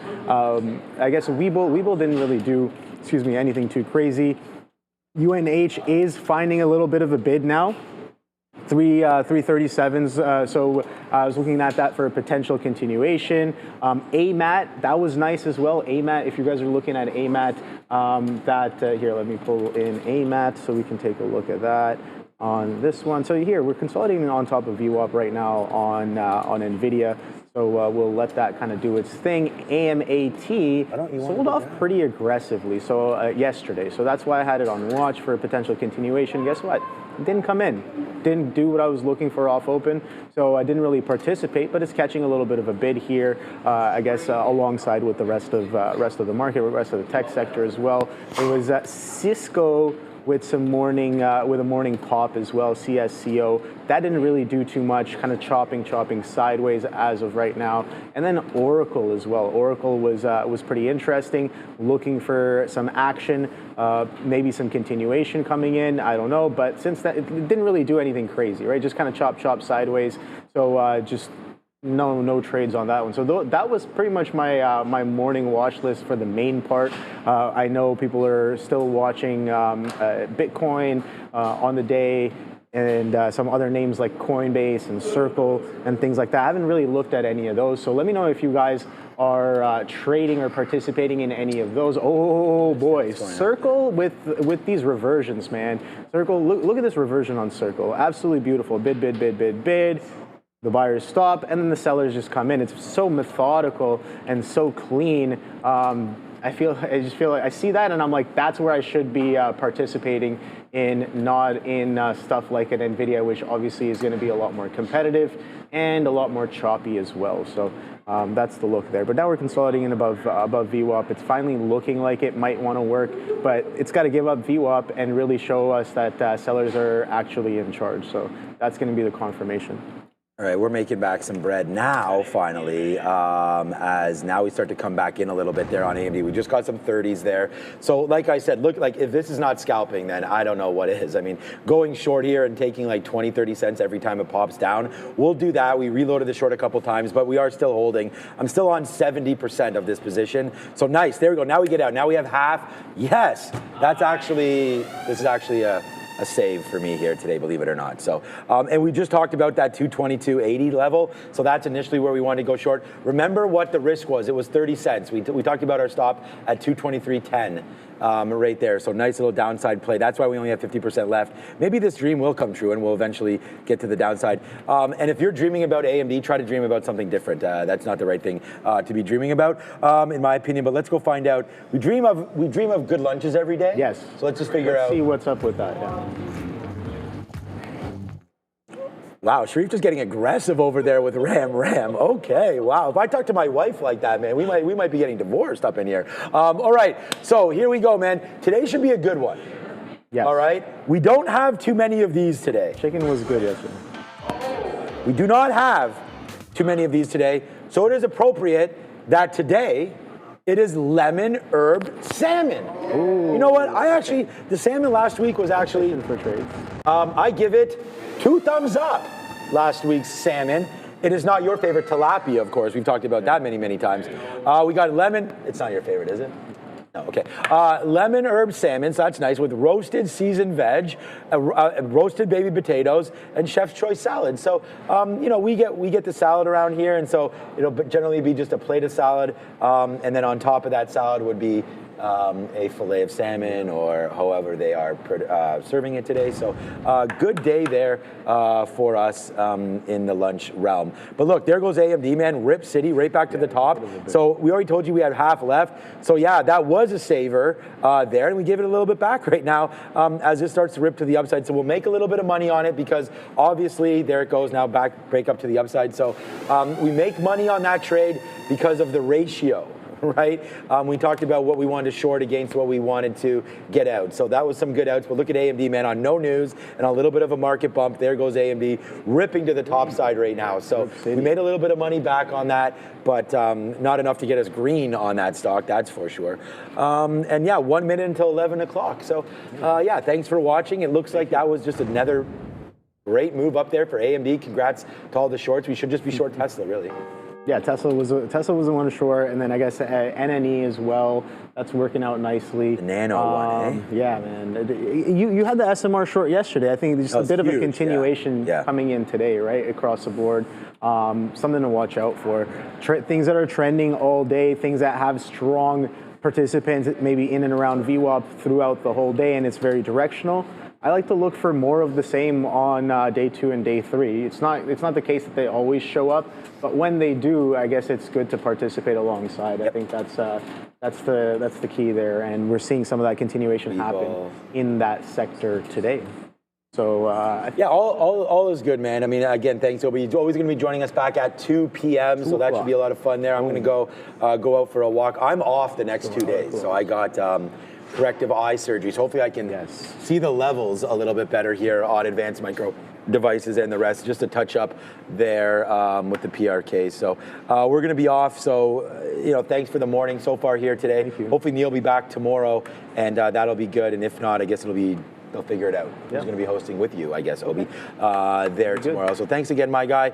Join us back at 2 p.m. But for now, it's the midday show. Good job, Obi, today. And we'll see everybody at 2 p.m. But it's Sharif and Joe right now. Let's go. Let's go.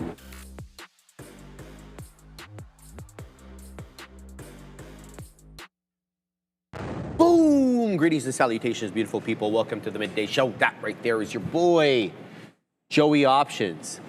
And I'm just going to bring this in super quick, Fabian. I know you don't want me to do it, but I got to say hi to everybody. Fabian's got a new tool. He wants us to employ it, and I promise I will. I'm slow to adopt. Shout out to Durant, Gordon, and other frickin' Zinc, the OG. Shout out to Mr. Out of the Box and Black Hawk JP, the OG Darwin. Proper dang paradox, my man. Sharif Lips blocked immediately. No. No. Well, I think the stream is taking a little bit of time there, Joey. Or everybody's coming in, but it's not